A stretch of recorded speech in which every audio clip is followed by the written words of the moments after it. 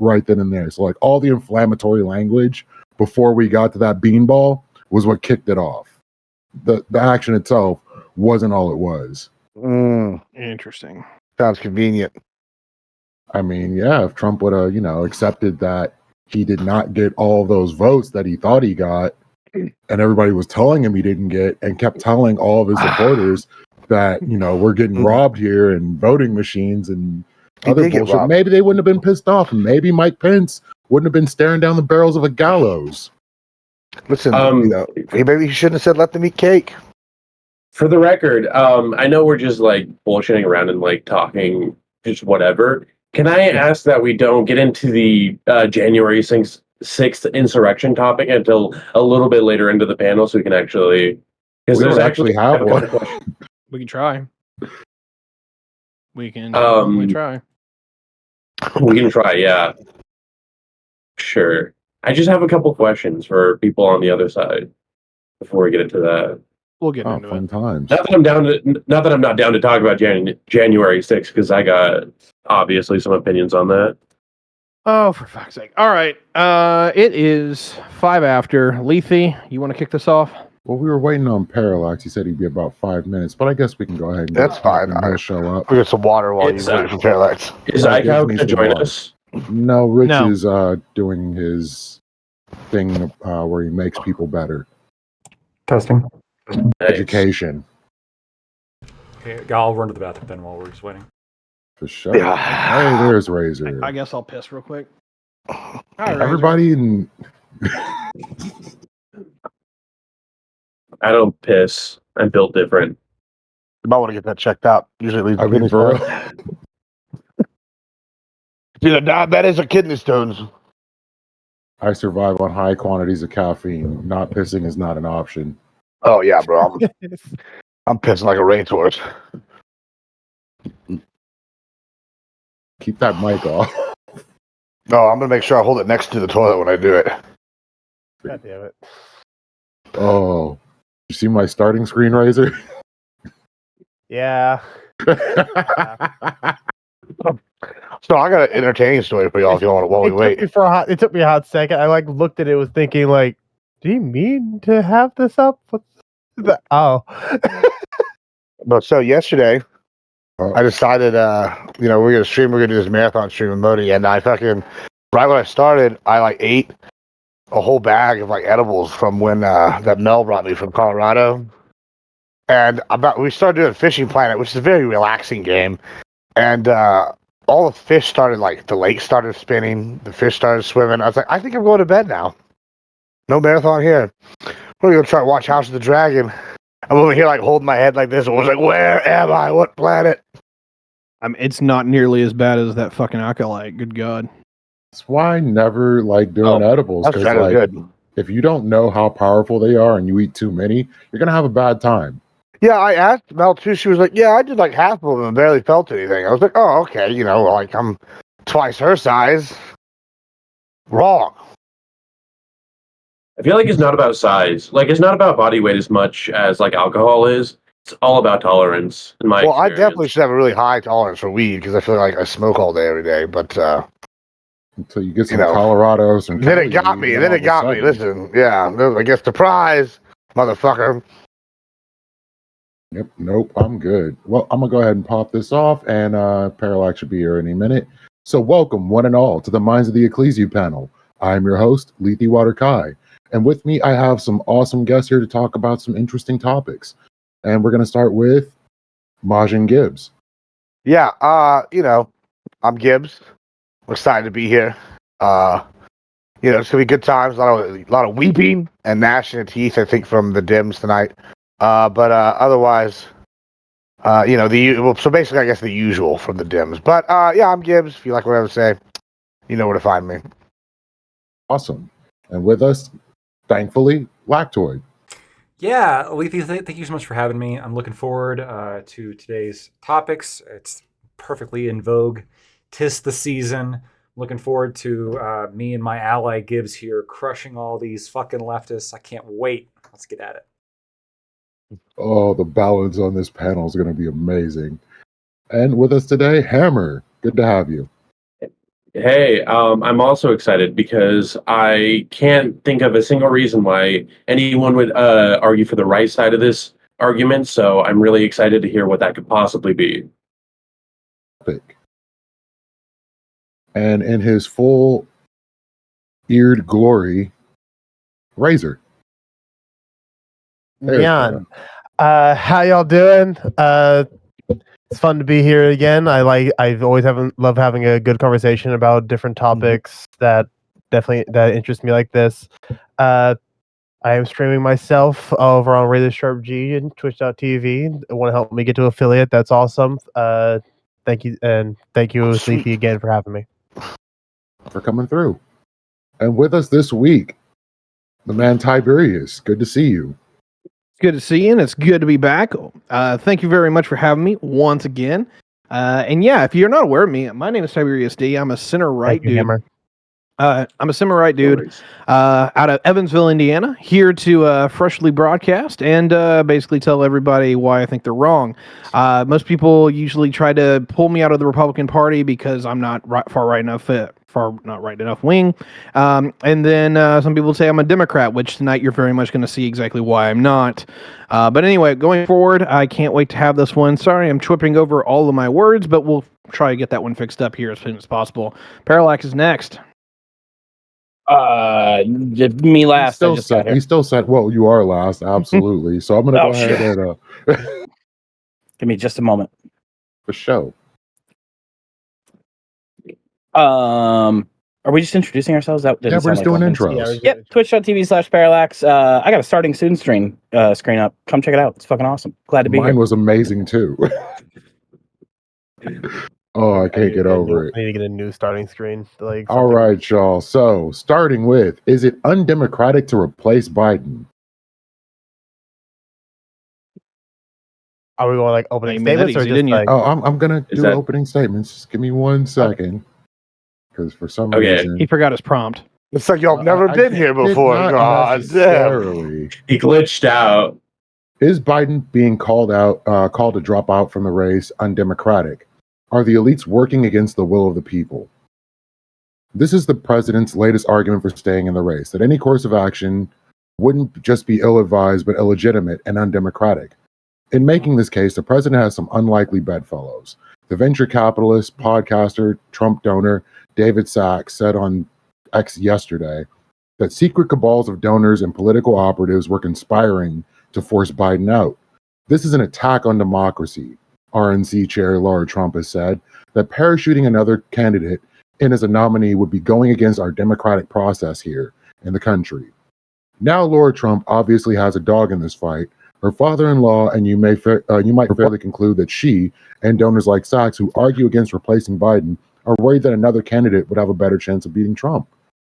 But more independent-minded observers are also calling the Biden replacement undemocratic.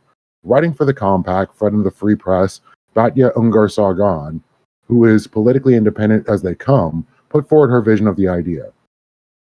The same Democratic elites who, in the name of defending democracy, have tried to bar Trump from the ballot, from the presidency, from walking the streets as a free man, are now engaged in a coup attempt against Biden. A duly elected president who won 3,896 delegates in a primary contest, albeit an artificially truncated one, she argues. She has a point that about the apparent double standard. And yes, Democrats are getting exactly what they deserve for standing by Biden in the face of increasing infirmities. But it's not the anti-Biden coup that harms democracy, as Batya argues. It's the inadequately democratic primary system that has led to this mess we're in. So how do we feel about this? Starting with Gibbs. I don't know that I want to necessarily go as far as to call it a coup, because we do have the Electoral College, in place. In theory, they're supposed to vote against the people if we put a madman in power. So it's representative democracy. The Democrats made this bed, way back in the day when they started super delegates and they had a coup against Bernie, within their own party, in the strictest sense, So this isn't the first time the Dems have subverted the will of their constituents. So this is no surprise. It's typical Democrat tactics. I tell you what is more interesting to me about this is the fact that several reports have come out even from lefty sources, saying that they threatened Biden with using the 25th Amendment to remove him. Well, if the 25th Amendment is being invoked to remove him, potentially, then he shouldn't be president right now. If they're going to use this as a thing that he's going to be replaced with, and that's the reason why they're going to do it if he refuses to step down, then that definitely brings up serious concerns about who the fuck is running our country. If it's this dementia-addled old man that they can invoke the 25th Amendment on, then we have this secret cabal running it. And that's the real coup d'etat right there, is whenever we have people that weren't elected and people sit here and advocate for, oh, we have all these people in power around Biden, and that's the great thing. No, nobody voted for half these people, and that is fucking terrifying. Right. Whack-toid. Yeah, so the question here is whether or not it's undemocratic. And I think that it is, to some extent, that the Democratic primaries have been undemocratic, and they continue to be undemocratic for a little while now. You can talk shit all you want about the Republican Party, and there's definitely criticisms to be had. But the reality is the Republican Party is far more democratic in function than the Democratic Party, and that has to do with long-standing holdovers of structure going way back, decades and decades and decades. The Republican Party doesn't have superdelegates. It's not actually a structure within the Republican Party. But we saw in 2016, for example, superdelegates in the Democratic Party often select candidates that were opposed to their voters. One example would be Tammy Baldwin, who was a superdelegate in 2016, despite the fact that her area, her state, went for Bernie Sanders, Wisconsin. She ignored that and voted for Hillary Clinton anyway. The reason being, there's no obligation for a superdelegate to vote for who the people want, right? Who the primary wants, the voters in the Democratic primary. You can just ignore them. And that's precisely what they did. There was also WikiLeaks that provided a whole bunch of data on how the DNC actively schemed against Bernie Sanders in order to make sure that Hillary Clinton got the nomination.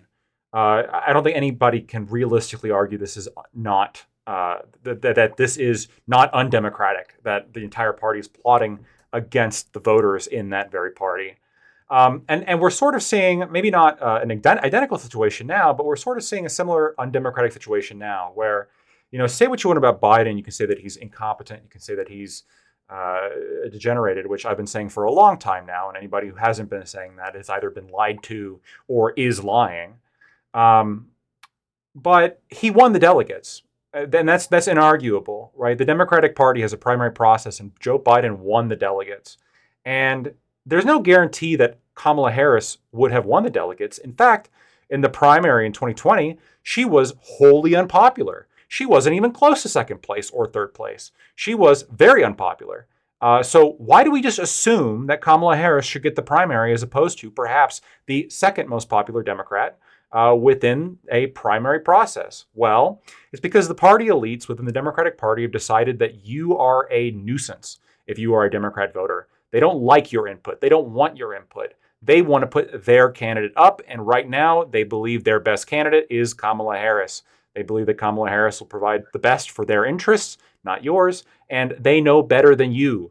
The only way the Democratic Party could remedy this is if they had a primary right now. If they had a snap emergency primary in which the voters of the Democratic Party actually got to decide who their candidate was. But it's looking more and more like it's not going to happen. The delegates have already switched over to Kamala Harris. Again, despite the fact the voters would not want Kamala Harris. They voted for Joe Biden. So by definition, this is undemocratic. I don't see how you can argue otherwise. Thank you for that. Hammer. Yeah, I don't think that calling this undemocratic is makes much sense to me, because I don't think you have a democratic right to force any candidate to run for president. So if Joe Biden feels as though he's not equipped to run for another 4 years, then that's his right as a citizen. You can't force him. And even though the American voters want that, they can't have it. So now we talk about what is the most democratic thing to happen after Biden drops out, and we really don't know what that is. It seems as though that, well, the delegates have moved over to Kamala Harris, but that she hasn't been confirmed for the general election yet. So even though it might not be the most likely that we'll have another primary, again, we won't know until we see. And I have faith in our system. Awesome. Razor. Yeah, I don't know 100% if you can be called undemocratic or not. Probably is in this in the simple sense of like, well, there was no primary to put her in, but it's democratic in this. It's more democratic in the sense that directly after it happened and Joe Biden endorsed Kamala Harris, over 1 million small donors came in and donated to her specifically in her campaign. Along with Act Blue and everything, literally the entirety of the Democratic Party said, yes, we want this. This is happening. And a ton of voters all said, yes, we want this with their dollars. And as I'm pretty sure a lot of Republicans or libertarians would end up saying, voting with your wallet is definitely a thing. So people are voting with their wallet and saying, yes, give us Kamala. So is it undemocratic in the sense of they didn't have a primary, therefore bad? Then sure, whatever, piss off. It's a private. The Democratic Party is a private institution. I hate it too, but it's like whatever. I hated what happened to Bernie, obviously. But again, piss off. It's a private institution. They can do it this way for now, as long as in the general they stick to the rules. I'm cool with it, and it is very much democratic in the sense that the people said yes, we want Kamala. So. And we'll continue from there. All right, Tiberius.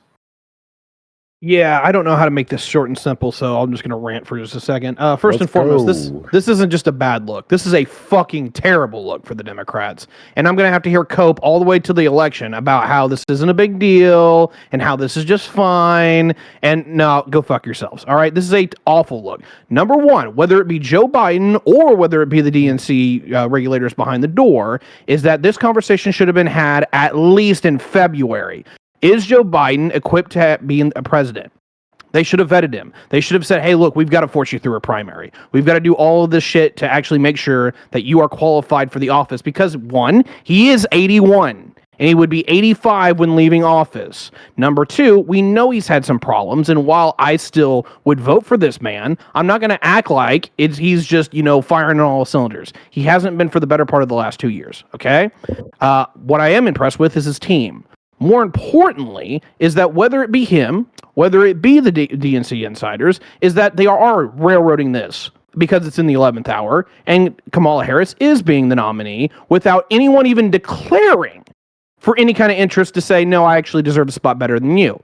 And I would say this as a person who would primary. I would prefer Mark Kelly. I would prefer Pete Buttigieg, who was going to win the 2020 primary until Obama pulled strings behind the door. I'll even go for Tulsi Gabbard if she wants to run again, but I don't think she wants to run as a Democrat. She'll probably run as a Republican, whatever. I'm pissed at the Democrats because they've been bitching and preaching about how they're going to save fucking democracy and then pull literally one of the most anti-democratic moves they possibly could have in the last 18 years. This is bullshit. It is a bad look, and anyone who wants to say that is not can go fuck themselves. All right. Thank you for that. Parallax. All right, well, I don't feel like fucking myself. So I'm going to start off by saying it is a bad look. Okay? It's a bad look in that Biden absolutely waited as long as possible, was probably lying to himself, was probably, you had pride and age, and you've got a pretty ugly formula there.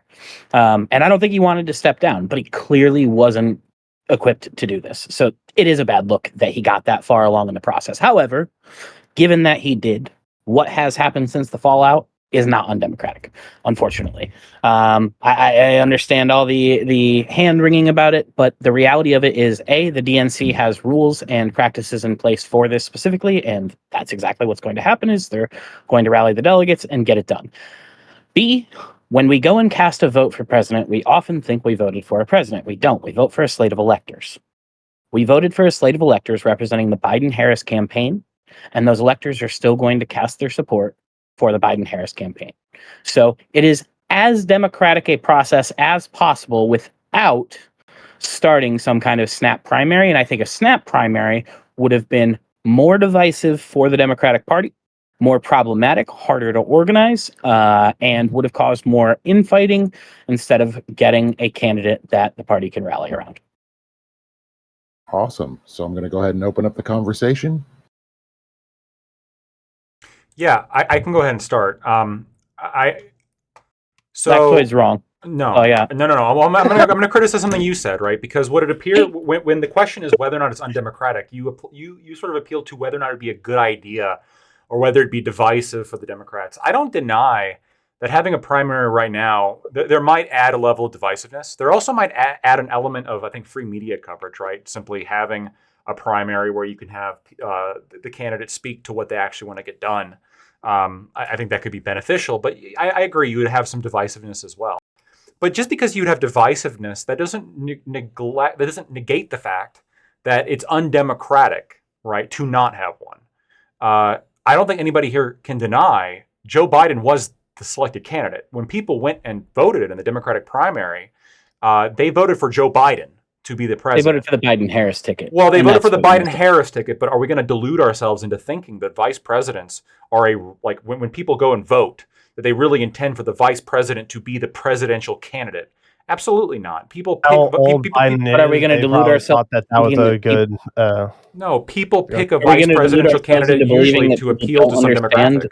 No, people understand that one of the primary functions of the vice presidential candidate is to be in that position should someone need to fill those shoes. So in the case of Kamala Harris, her incumbent in the White House president has stepped down and she has stepped up. Yeah, so you elect a vice president essentially primarily to appeal to a particular demographic, right? That's why you pick a vice president. This is why Trump. Well, that's a good strategy, but that's not what they're for. No. This is what they're for. Realistically speaking, J.D. Vance was selected to appeal to blue collar workers in the Midwest, and Kamala Harris was selected to appeal to minorities. This was the whole point. And you might, and the other function they serve is to serve as some kind of insurance policy, I suppose, for if the president can no longer serve as president. Not if they're going to we got to switch out the candidate for the next election, whether or not they can or can't serve as president. Joe Biden is currently and continues and said he will continue to serve as president. If he had to fucking go because he was so fucking bad that he couldn't be president anymore, arguably this was the whole point of running Kamala Harris. But even then, when they voted for Kamala Harris back in 2020, the whole point was we want her as the insurance policy for the next 4 years. We're in 2024 now. People might not want Kamala Harris as the president for the next 4 years. Perhaps, very reasonably speaking, they were intending for there to be another candidate on the ballot if Joe Biden couldn't do it. But that's not what they're putting up. They're not having a snap primary process because they're concerned about it being divisive. They care more about the looks against Trump than they care about democracy within their own party. Again, just like in 2016. This is not the only reason. This is a direct reply to me. This is not the only reason. The other reason is that because the voting is for the Biden-Harris ticket, the funding from the Biden-Harris campaign can go to Harris. And that is not a coincidence. It is not a coincidence that the funding and the FEC structures are set up that way. It is absolutely meant such that these things can transfer down the line should one of the candidates pull out. Yeah, and Harris should run on that because that would be the Democratic thing to do, to tell the Democratic voters, hey, if you don't vote for me, we're going to lose a whole bunch of money. But what if the Democratic voters decide, fuck that, I don't give a fuck, we want Bernie Sanders or we want Pete. We would prefer him. We think that even with the money... The Democratic Party and the Democratic voters are definitely saying yes to Harris. The voters or the donor class, like you mentioned before? I said small donors. That means the people like me and you. You think most voters donate? I'm saying small donations that came in, totaling up to 91 million in the first 24 hours. Those came from small donors like me and you. Small people do donate. Yes, I understand that there's a whole bunch of donations that came in. I don't know if all of them are for small donors. Even rolling with the assumption, which again I'm not sure, but even if we're rolling with the assumption that most of those donations are from small time small time donors. That doesn't mean like me, that Hammer. That doesn't mean that she would win a primary. She got clobbered last primary. Okay, what that means is that there is a select group of voters that prefer her very strongly to Donald Trump. And if you're a a fucking anti-Trumper, you might be thinking, shit, she is the writing's on the wall. She's going to be the candidate. Fuck Trump, fuck Trump, fuck Trump. That's got nothing to do with whether or not she's the actual preference within the DNC. Looking at her past election outcomes, Like she is. Well, yes, because the donor class and the elite class have decided that she is going to be the candidate. But again, if you look at the past primary, not all of them decided that. Gibbs, I'm going after Lactoid. If you look at the past election outcomes that Kamala Harris has had, she sucked ass. She wasn't liked. People didn't like her, right? Why are we just assuming, like, oh, after her stellar record as vice president, yeah, now people like her? Bullshit. I'm 100% with Lactoid on this. Number one is that whenever she ran it in the primary in 20, she was literally the first one out. She's incredibly unpopular. Now, maybe that's changed in some kind of capacity, but I highly doubt that it is. The reality is that the VP process for selection is ass. It's basically once the person gets up to be the presidential nominee, they get a free pass to whoever the fuck they want. And people were telling me it was going to be Kamala, and I was shocked because I don't know who the hell that was supposed to strategically onboard. I guess it was supposed to be for law and order moderates in 2020, but that was a terrible year for for Democrats to go after law and order moderates to begin with, because they were absolutely full of shit that year. Second of all, is that I'm 100% okay with actually having a conversation about how we pick up the VP, but let's be real. Lactoid is 100% right, is that they are strategically picked because they're trying to get a specific voter group that feels a little bit disenfranchised to be, brought into the fold. And what it really comes down to is that I think a lot of Americans are going to have a really hard time accepting that the party who's been just, full throat, we are here for democracy, is now basically putting in somebody at the 11th hour, and they're not even going to have an open primary. You're telling me after a week, Kamala secured all the delegates without anyone even attempting to say, hey, I'd like to throw my hat in the ring now that Joe's out. Like, there's so many more qualified people, man. The only other person who did was Joe Manchin, and then he immediately fucking stepped back like, oh, no one likes me. Moving back. Like, that was the only person who did. Not for sure. Okay, so a couple things. Number one, like what you said, that the strategic, vice presidents are picked strategically to appeal to a certain group, right? So would you be then mad if a vice president did their duty by stepping in for a president that dies or anything like that? No, so I said two things. I said the primary purpose is to pick them to appeal to some kind of demographic, and I said the second purpose is that they are an insurance policy if the first president dies. Okay, Biden hasn't died, and Biden hasn't even resigned the presidency. We're talking about a candidate for the next 4 years, right? Yes, people who voted for Kamala back in 2020, maybe that it wouldn't be all that bad if she was the president for the last year, if Biden died last year due to old age or something. But that's not the situation we're in right now. It's not like Biden's dead or gone from the presidency. It's not like he was selected as the presidential candidate not a few months ago, right? Despite the fact that we knew about his shortcomings, he was elected as the presidential candidate. We're talking about a candidate here, not necessarily the president. Okay, and I have a second thing, which is that is basically if they probably, my guess is that they probably would do a primary if there were these people like Pete Buttigieg throwing their hat in, asking for there to be a primary so that he can challenge them, right? But all these people are stepping down. And that kind of goes to my point, which is that, it's, again, nobody is being forced to become a presidential candidate. Nobody's going to be forced to try to become president. For whatever reason, they decide not to put their hat in or try to gain the presidency. Maybe they're thinking about strategy. Maybe they're all in with their party. Maybe they don't think it's for the greater good. I mean, whatever reason they have. Maybe they don't want to waste their candidacy either. Right. Yeah, for whatever reason, Hammer, we're a few days after Biden stepped out, and there's a majority of delegates that are in favor of Harris now. There's not even a chance. There wasn't even an opportunity for there to be a open primary. What the Democrats should have done is they should have called, we're going to have an open primary on this day. We're going to have it within the time necessary in order to select a primary candidate. And Everybody's going to vote. We're going to have a snap primary. We're going to fucking do this shit. You don't think people are going to come out of like, oh, I'm going to run? I promise you're going to have a lot of people run if that's the case. But that's not what happened. What happened was the elites quickly got behind Kamala Harris. The delegates quickly got behind Kamala Harris, despite the fact that those voters who selected those delegates specifically did not authorize them to do that. They authorized them to vote for Joe Biden, not for Kamala Harris as president. Well, I want to add. Hold on, Lackman.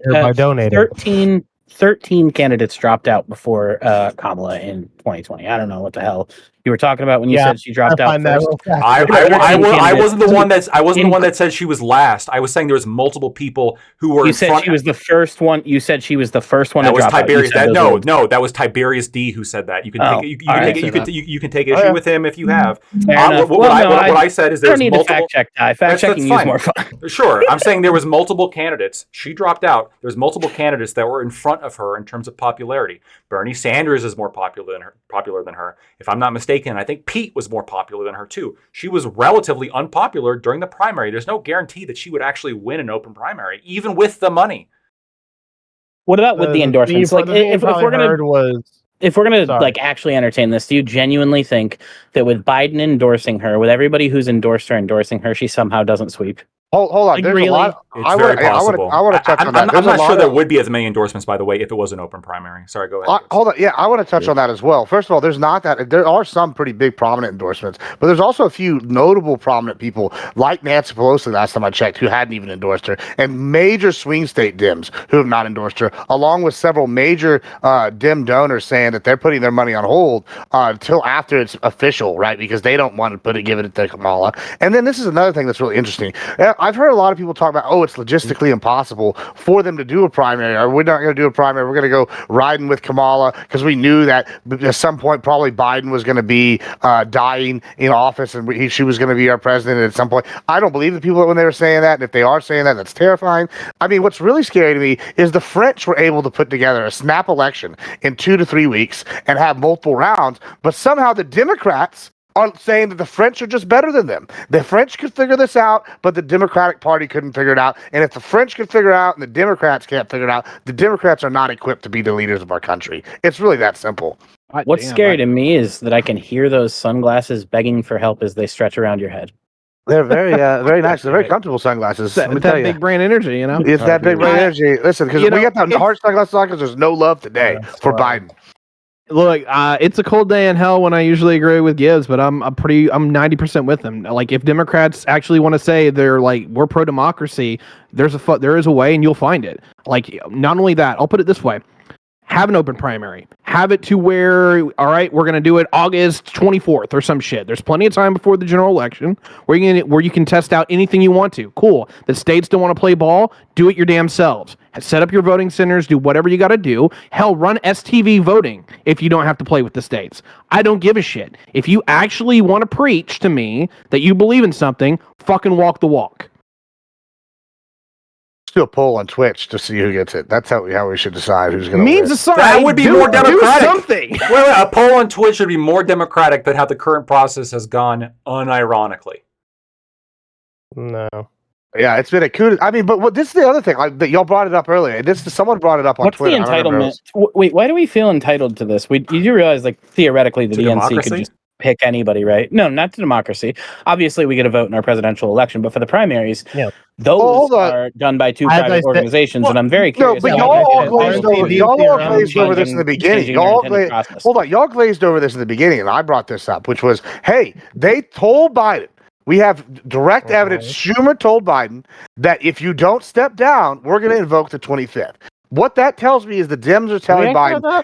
There's reports out. Yeah, Schumer. There's a bunch of reports out. I don't think I heard that one. I'll pull it up in a second. But there's a lot of reports coming out. Why he hold on, just let me finish. I'll find the thing and I'll sauce on that, Gibbs. I'll find it in a second. I'm gonna finish and then I'm gonna say there have been reports that leading Democrat leadership. Off of it. I'm gonna finish it and then I'm gonna look it up. You're not gonna derail me midpoint to go play fact check whenever you have Google and you can just Google Democrats saying they're gonna vote the 25th on Biden and like there's gonna be things that pop up. I'll see Laura Loomer tweeting about it. I will pull it up in a second. I will pull it up in a second. Either way, there have been reports, and what's terrifying is that, hey, There are these reports out here, and we're stepping down. Who the fuck's running our country? If leading Dems were sitting here saying, hey, we're going to vote the 25th, this guy's not fit to become leader right now. So maybe she should step in right now, and then we can see what she does for the next 6 months. Huh? All right, now let's get to the more source. Democratic 25th. Oh, we'll find it right here. The 25th right now. And before this is a Okay, fucking while tweet. Gibbs is looking into that, I take issue with something that you said, Parallax. Why do we feel entitled to democracy? That's not what I said. Well, Don't twist my. no. Why do you feel entitled? Why do you feel entitled to changing? I'm not twisting it. I'm going to explain why I'm not wrong. And I'm not going to let you get away with saying I'm going to explain. There's a little bit of nuance. Oh God, there's a little bit of nuance. Don't let Parallax cut me off.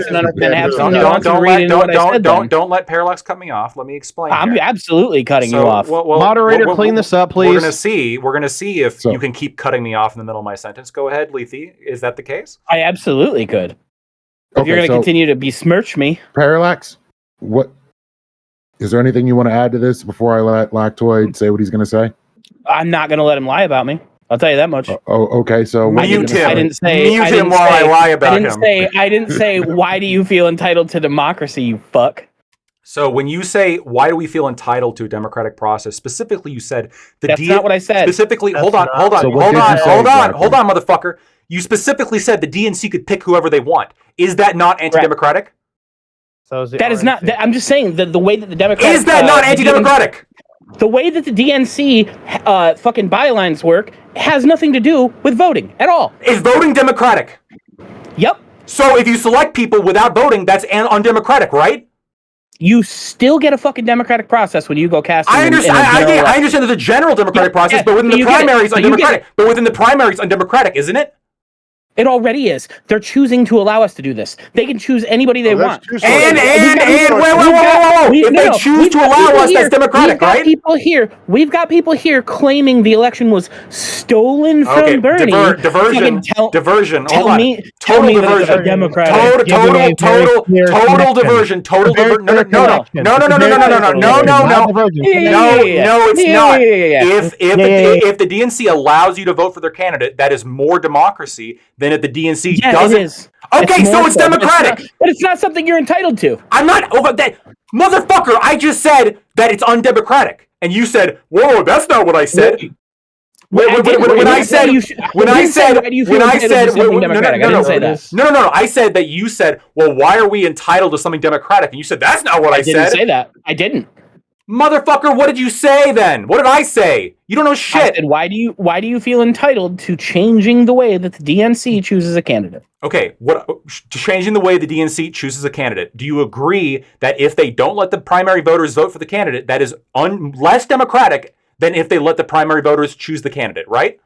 Sure. So the question is, why do we feel entitled for the DNC having a democratic method over an undemocratic method, right? That's not the question. That is absolutely the question. It is not the question. Okay, so the current DNC rules are undemocratic because they don't require a primary voters to select the candidate. I would think that if the primary voters could select the primary candidate, this would be more democratic. The question is, are we entitled to this higher level democracy or not? Technically, I suppose, according to the rules, only two scenarios. You can make it less democratic. Absolutely, you can make it less democratic. You could make it less democratic, I suppose, but that wasn't what I said. I said what's more democratic or less democratic. You say, but it's implied by what I said. You could take any process. Yeah. Gibbs. You know what's more democratic? Letting primary voters actually decide who's going to be running in your fucking election. That's more democratic. Super grateful that we voted for Biden Harris. No, hold on. And here's the thing. You got to let me get this out. Here's the thing. For the people who say, well, why are you entitled to that? You're right. I guess if you're a Democratic voter, you're not actually entitled to democracy because of the rules of the DNC. But it seems weird then that the Republican Party, for some reason, does have this expectation of entitlement because you can be expected to be entitled to democracy if you are a Republican primary voter. Because despite the fact that the elites within the Republican Party, they hated Trump, they didn't want Trump, the voters within the Republican Party, they spoke and they voted for Trump over the objections of the elites within the Republican Party because the Republican Party process is actually democratic and the DNC process is not democratic. And this is literally what you're seeing now, a undemocratic selection of Kamala Harris over the elected candidate Joe Biden because Joe Biden's absolute trash. I've been saying this since fucking February, since the Her report came out, and all of you fuckers ignored it. But it literally came out in February. There should have been a primary then, but everybody fucking lied about it. They lied about Biden's cognitive ability, and now at the 11th hour, they're undemocratically pulling shit in order for Kamala Harris to be the primary candidate. It would be more democratic if there was an open primary. But now they're going with the less democratic option. Thank you. Not only that. Hold on. Not only that, Lactoid. Not only that. I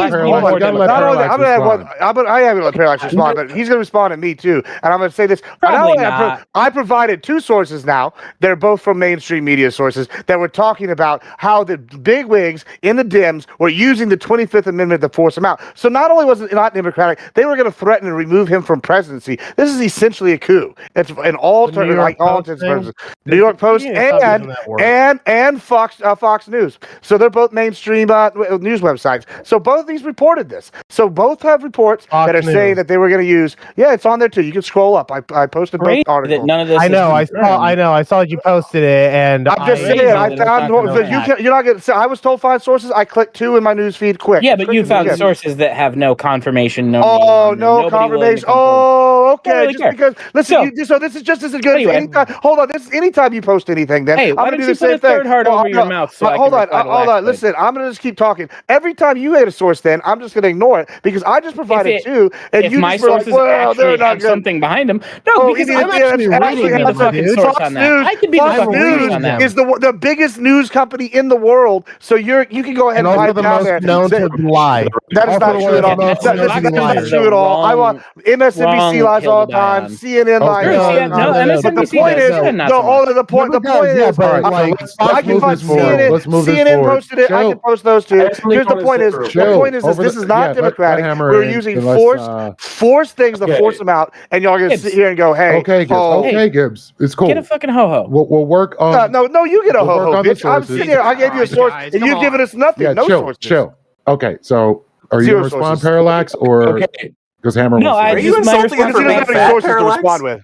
Yes, that's my whole shtick. Yeah, that's his whole thing. He's got no sources. He's got to read all That's my whole shtick with Gibbs. Gibbs. Listen, I love sources. I'm glad you provided some, but you provided the New York Post and Fox News, two of the least reliable sources in American media. CNN, neither one of them. You're gonna let him? Yeah, give me a CNN source. That one I'd trust more. But I'd like to see an actual fucking person backing these statements up, not just theoretical White House staffers. I don't really give a fuck if a theoretical White House staffer says some bullshit. Politico says it too as well. I have that as well. Cool.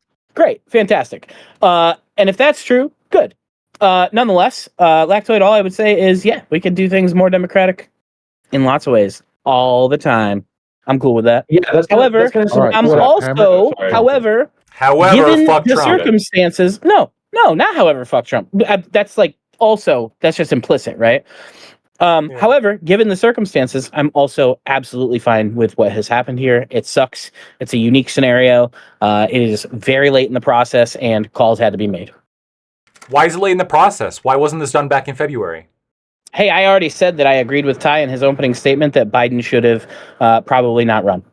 Oh, so it was up to Biden and not the armies of media that lied about his cognitive ability since February when the Her report came out? Yeah, and the kind of up to the incumbent president not to fucking run if he's like. Wait. No, not just the incumbent president. The Congress people that grilled her using complete bullshit arguments, and even so bullshit that even Pisco was like, "This is ridiculous." Right? Credit to him. The fucking DNC machine that exists within Congress talking shit about the Her report, despite the fact the Her report is completely accurate. It's been proven to be accurate now, and they're not even releasing audio from the Her report because Biden sounds fucking demented.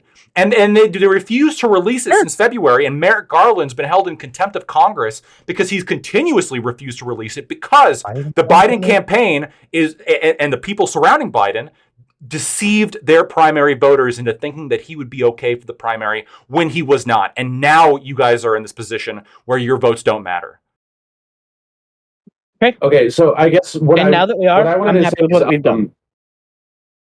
Go ahead. Okay, so what I wanted to say is, yeah, similar to what Parallax said, I think there's a difference between, and I know this is really pedantic, but like, I feel like there's a difference between less democratic, which means like less opportunities to like cast votes, versus like undemocratic, which means that like, we've undercut democracy, which is, I don't think, I think that's a lot more dramatic of a statement, especially since like, again, this is a pretty unique scenario. Okay, there's probably a million reasons why they don't want to do a flash primary. One of which is probably infrastructure and like It's the planning money. stages. It might not be practical. No, It might not be practical. And there's also like media concerns. So like you say like, talk about all these like candidates who probably have a chance, right? But they don't have any opportunities to like advertise themselves or campaign themselves, right? So it would be kind of pointless. Nobody knows about any candidate that could possibly run, except maybe Pete Buttigieg and Kamala Harris, obviously. Again, Amy Klobuchar. How in the fuck is Scott Kelly not? No, sorry, Mark Kelly. Nobody liked Kamala Harris. How the fuck is Mark Kelly not literally going to go straight? Nobody knows who Mark Kelly is, and he doesn't have the time to. He's a senator from Arizona and a fucking astronaut. Are you really going to tell me this shit? Like, literally, you put this guy's resume out to the American people, he's going to blow the fuck up. I legitimately forgot who that was. Like, when someone said Mark Kelly, I was doesn't have the time to campaign on that resume. Oh, wasn't he one of the twins? Wasn't his brother a twin? Yeah, Scott Kelly's the other astronaut. Yeah, and didn't the wife get shot in that shooting? I don't know if what the hell was her name. I don't know if that was who he was married to. I'm pretty sure she got shot and that he ran off the back of that for his campaign to take her seat. I don't think so. We're talking about Gabby Giffords, right? No, hold on. I could be crazy wrong. She is married to Mark. Oh, well then yes. But I don't believe Mark actually ran until 2016.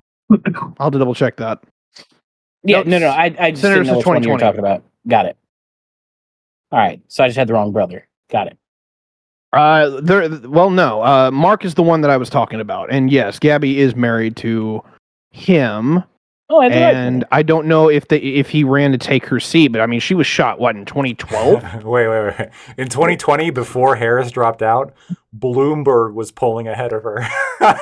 Bloomberg was pulling ahead of her. Buttigieg was pulling ahead of her. Warren was pulling ahead of her, and Sanders was pulling ahead of her. All in 2020, before Harris dropped out. I mean, several of those candidates are like literally can't run anymore, for the record. And also, one of the big issues with her ability to like pull ahead was just media exposure. Nobody knew who she was at the time. Let me go back to that first thing you just said. You said none of these candidates can run anymore, right?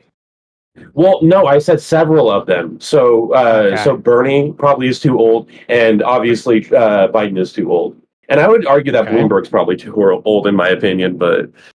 Yep. Okay, I agree with you on that. I thought you were going to start talking about election law, and believe me, if you went down that road, I was going to hammer you that over your head. So I actually wouldn't say that they're too old, and I'm not. I think from the beginning, I don't think I've said that Biden was too old. My statement has consistently been that his brain. Everyone says. My statements from the beginning have been consistently that his brain is pudding. Right? You can have old people, and I don't want to get fucking like super social justice warrior-y, but it actually is a little bit ageist, right? Because just because somebody's old doesn't necessarily mean they aren't sharp. The question is, are they sharp or are they not? You give me Biden's age, I'm not going to say that he's not sharp or sharp. I'm going to have to look at the evidence. Her report provided that evidence as early as February. That's why I'm using that as the metric for when the primary should have happened. Not just because he was old, but because her report detailed exactly all the problems with Biden's brain, all of the dementia issues and all the memory issues, right? Not his age, his actual ability. If you show me like some kind of evidence that Sanders or Bloomberg are like of equally demented character, then I would agree. Like they also shouldn't be a primary candidate for sure. But I mean, if they're sharp, if they don't have the same kind of problems that Biden has, just because they're old doesn't mean that they shouldn't be allowed to run the primary. Yeah, no, I agree with this. I don't think that it's just about age. I think it's about mental capacity. For example, Gibbs is of the appropriate age, but has a brain of pudding as well. So, were he to run, True. I'm actually not old enough to run for president, but that's good. Also, there's a difference. you look like you're 42. Jesus. Hey, that's fair. I probably do a CTE from all the hits I've taken to the head. Also, but and I would sound like Biden up there, go, and then I'd wander off like a Roomba because I probably am not mentally capable of being president. I probably shouldn't be holding the football. You're absolutely correct, and I've said that several times on other panels. You're absolutely right. I probably don't have the mental capability to be president. I've taken too many hits. I basically am dementia walking. I'm hoping to die of a heart attack by 50 or 65, somewhere in that range. That's why we're getting so fat. It's good. That way we don't have to worry about the Alzheimer's later. Now, I wish the Dems had thought of that before putting up, I don't know, Creepy Joe and putting him in there. This guy looks like the Crypt Keeper, and he just is over here like, talking to dead presidents all the time. And then we go, oh, yeah, no reason that Schumer and them wanted to invoke the 25th and put Kamala in there, And then the Dems expect people to believe it's Democratic. Even if this was 100% above board, which it doesn't seem to be, but if it was 100% above board, why would anybody believe them after for the last several years they have just bold-faced lied and said, this motherfucker is the greatest thing since sliced bread. And then the guys over here like, ooh, look at the rabbits. Somebody tell me about the rabbits. Like, it's amazing. It's amazing, bro. Like, I've never seen anything like it. Like, Gibbs, speaking of things I've never seen anything like, your skin is so pink it looks like you just got palm trees tattooed on you. What the fuck is going on? All right, so anybody want to get in the last word on this one? We're going to move over to the next topic. I've spoken a lot, but I still want to get a last word in. So I I know, right? Because I got a lot to say about this one. I can't help but notice, right, that like the question posed in the prompt was, is this undemocratic? And I'm not hearing anything satisfactory that would indicate this is not democratic. The only kind of objections that I've heard is that, well, it wouldn't be good, right? It wouldn't be good for money. It wouldn't be good because the donors don't like it. It wouldn't be good because it would create a whole bunch of chaos. It wouldn't be good because it would create divisiveness. And those are all factors. I'm never going to deny that. Those are course factors when it comes to a political candidacy. But the question is not whether or not that, running a primary will be good for getting a Democratic candidate elected over Donald Trump. That's not the question. The question is it undemocratic to, since at least February, consistently organize the machine to lie about the candidate, run essentially fake primaries in order to get that dementia-ridden, unqualified candidate into the primary, and then at the 11th hour, remove him without the Democratic voters' input, switch him out with somebody who the last known polling showed she was wholly unpopular, relying entirely on the fact that she's not Trump. Right? This is, of course, undemocratic. You can say it needed to happen. You can say fuck Trump as much as you want until you're blue in the face. This is undemocratic. You guys can't claim to be all super in favor of democracy when your party is this fucked and has continued to be this fucked since 2016. It is disgusting. All right, well, I'll go ahead with the last word here, if you don't mind. Lactoid, I hope you keep this energy about how undemocratic January 6th was. And I'll give the last word, pudding. There, let's move on. All right. Okay. Ty, you good? Sometimes I wonder if I'm not going to lose my goddamn mind.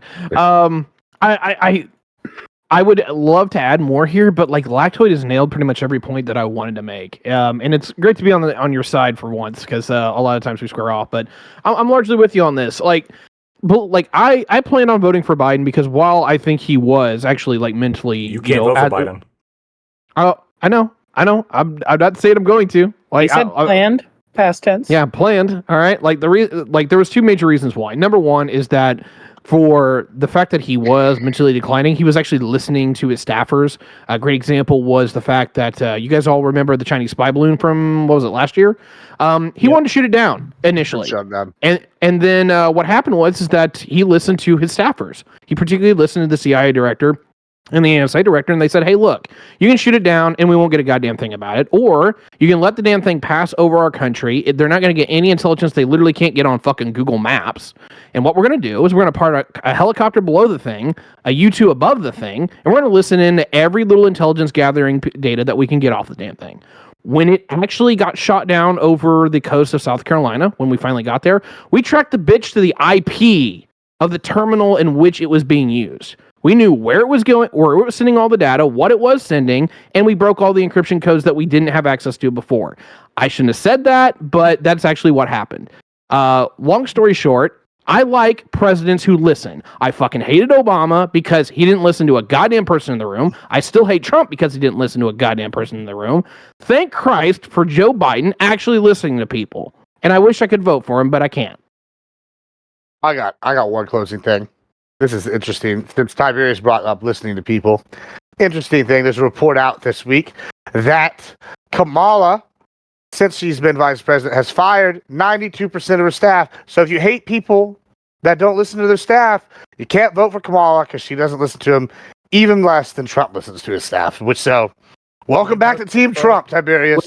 Were those Jesus Christ, I might have to stay home. 98? Did you say? Ooh, 92%. 92%. that's still pretty fucking high. Holy shit! Who did she were fire? those Trump appointed For staff? staffers. Yeah, she's got the highest of any vice president in history, being fired, is what the article I have here says. Highest of any in history. There's a very strong chance that she's trying to distance from anyone who was pro-Israel, considering her stance on it. This was like during COVID, she was firing people. So before pro-Israel, and she's been firing people the whole time. Yeah, or she's just hard to get along with because she sucks. She's got a higher turnover rate than the whorehouse on Nickel Night, my friend. I'm just telling you, it's fucking outrageous, bro. I can't believe it. I just don't understand how y'all can even sit here and try to be like. All right, so for the next topic, in a free and fair election, should the opposing party be able to challenge the ballot, and what happens next? House Speaker Mike Johnson reiterated Sunday that any attempt by Democrats to sub in a new candidate in place of President Joe Biden is likely to be met by legal challenges. Speaking on ABC's This Week, Johnson said every state has its own system, and in some of these, it's not possible to simply just switch out a candidate. Johnson's assertion, which echoed remarks that he made during the Republican National Convention, suggests a strategy Republicans could be looking toward should Biden decide to withdraw from the presidential election. I think in states where it can be contested, I expect that it will be. And they'll have an interesting battle on their hands, the Louisiana Republican said Thursday, of course Louisiana, of a possible switch. Technically, Biden has not yet been formally nominated to the Democratic presidential candidate and won't be until a vote of the delegates selected to the DNC convention. Still, Johnson said there might be grounds for a challenge, given that Biden was the overwhelming winner of the party's primaries. I think they would run into some legal impediments in at least a few of these jurisdictions, he told host Martha Raddatz. We'll see how it plays out. So, what do we think about this? Starting with Gibbs. So I brought this up previously on a WIT panel, so I was using Ballotopedia to go track exactly what the last date for all these places can be to be on the presidential ticket. Apparently, there are a few places where she wouldn't be able to technically register as the presidential candidate. Technically, now it seems like in those places there is ways around that through, from what I was reading on Ballotopedia, basically. How to get around that would be to run as an independent, or you wouldn't be able to put them on their thing. I mean, there seems like there's a ways around it for the most part. However, I think it's a brilliant strategy. Republicans should definitely fight them in court over this. Take every advantage we can get. We've seen that the Dems aren't being democratic here, as we were just talking about in the last thing. We've seen them come out and use lawfare against Trump. These people are clearly a danger to democracy. They intended to throw a coup on Biden. They wanted to throw a coup now. They're trying to take the vote away from you, the people. So you know what? The Republicans should do this, and they should fight this in every state where it's potentially contested, just to throw a wrench in the spanner. Let the Dems have a taste of their own medicine. All right, Lactoid. So, I think this needs to be looked at a little bit differently. Lawsuits to challenge this, I think if they have legal standing would be a good thing, because if they have legal standing, lawsuits to protect democracy are a good thing. Um, uh, my understanding is these lawsuits are probably don't have that much teeth, actually. From what I understand is the DNC has a lot of room to be pretty anti-democratic. Actually, historically they have been without much punishment. There's no reason, legally speaking, again based on my research, there doesn't seem to be a lot of evidence that the Republicans are going to be able to put forward a successful challenge here. Standing shouldn't be too much of an issue. I'm sure you could find some disenfranchised Democratic voter who, in fact, there's probably one in this panel, or I know for sure I've met several on Discord that are very upset and they would have voted for Biden, but they don't want to vote for Harris. They could potentially have standing, but even if they have standing, I don't think that necessarily means that they're going to be successful. Again, given how much deference there's given by the states to the DNC, of the Democratic National Conventions of those particular states, to select the candidate that's going to be run in those particular states. So I think that the Democratic primary voters, if you didn't want Harris to be your nominee, you're just going to have to take it. I think that these lawsuits are going to be unsuccessful. Lactoid hammer. Yeah, I agree with Lactoid that the DNC is amazing and is doing nothing wrong. All right, Razor. Sorry. Good. That's sorry. So I will say the one thing out of Lactoid's thing that he just said, these lawsuits definitely do not have any teeth. Not really much they're going to be able to do about it. It's not anti-democratic. Is it less democratic than we want it? Yes, that's what something Harris said in the previous thing, where you're overhyping the severity of it. It's a little less democratic than we want to be, but majority of Democrats and Democratic voters appear to be fine with it. If for some people it is just because Orange Man bad, fine, whatever. But a lot of people who are obviously donating to her now, like I keep saying, are perfectly fine with it. The RNC trying to go for this, it just feels to me like they're butthurt that there's now someone who has a chance instead of a brain rotting old man. Awesome. Tiberius. Yeah, I'm a little bit of two minds on this one, but I think I'm largely going to side with one of them. So the first part is that if there is some reason to where they need to institute the lawsuit, like I might be willing to entertain it. I think Lactoid largely hinted at this. The reality is that I don't really think that there's any reason to follow through with it. And to be real, the other side, and this is where I kind of lean, is that if you're going to do this, it kind of smells like cowardice, to be completely honest. There's a level where it's just like, hey, I don't like what you're doing, or I'm just trying to be annoying as fuck, and so, we're going to issue a lawsuit. You know what? I want to see the Republican Party just say, hey, like, bring on whoever the fuck you want. We'll take them down and we'll beat them. Like, that's the party that's something I want to see from any political party. Bring your worst. We'll still win. Like, that's the kind of, like, leadership and bravery that I want to see out of American politics. Is not being a bunch of petulant little fucking losers that want to take it to the courts every time they don't see the way they want it. They say, hey, bring it the fuck on. I will win in a contest where we can actually put vote to vote. I don't see that. And I haven't seen it for a long time.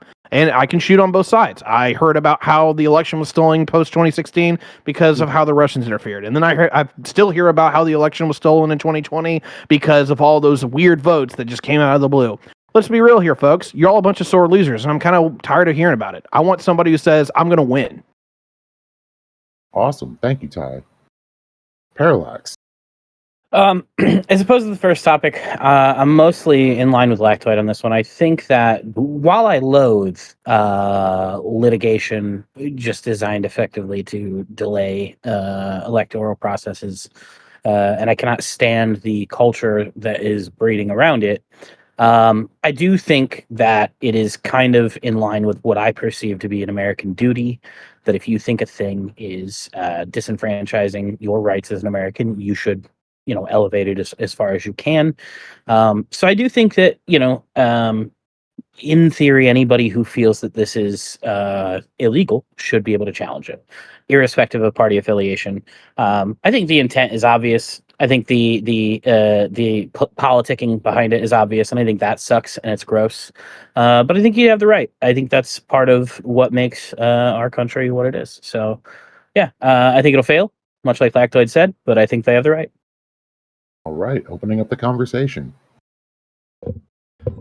Fuck you. Man, I was kind of hoping to hear like a really good argument for like something that I was thinking is like, what would even be the end goal to this lawsuit? Like, what are they trying to achieve? Are they trying to cut out Kamala so they have to like basically force Trump into the office, or are they trying to force a primary, or are they just No, so like the goal would be like in Georgia or something, where she's what like they're trying to do. Go ahead, Gibbs. Yeah, I was just saying, like, it would be like a swing state like Georgia, right? Where their primary, their like last day to be on the ticket for the Democrats, according to this thing, is like 7/16, right? Or 7/15. So she's not already on the ticket. I mean, I'm just picking one. It might not be Georgia, that is, but it would be a swing state where they had the deadline for the Democrats, right? And they go in there and they fight it in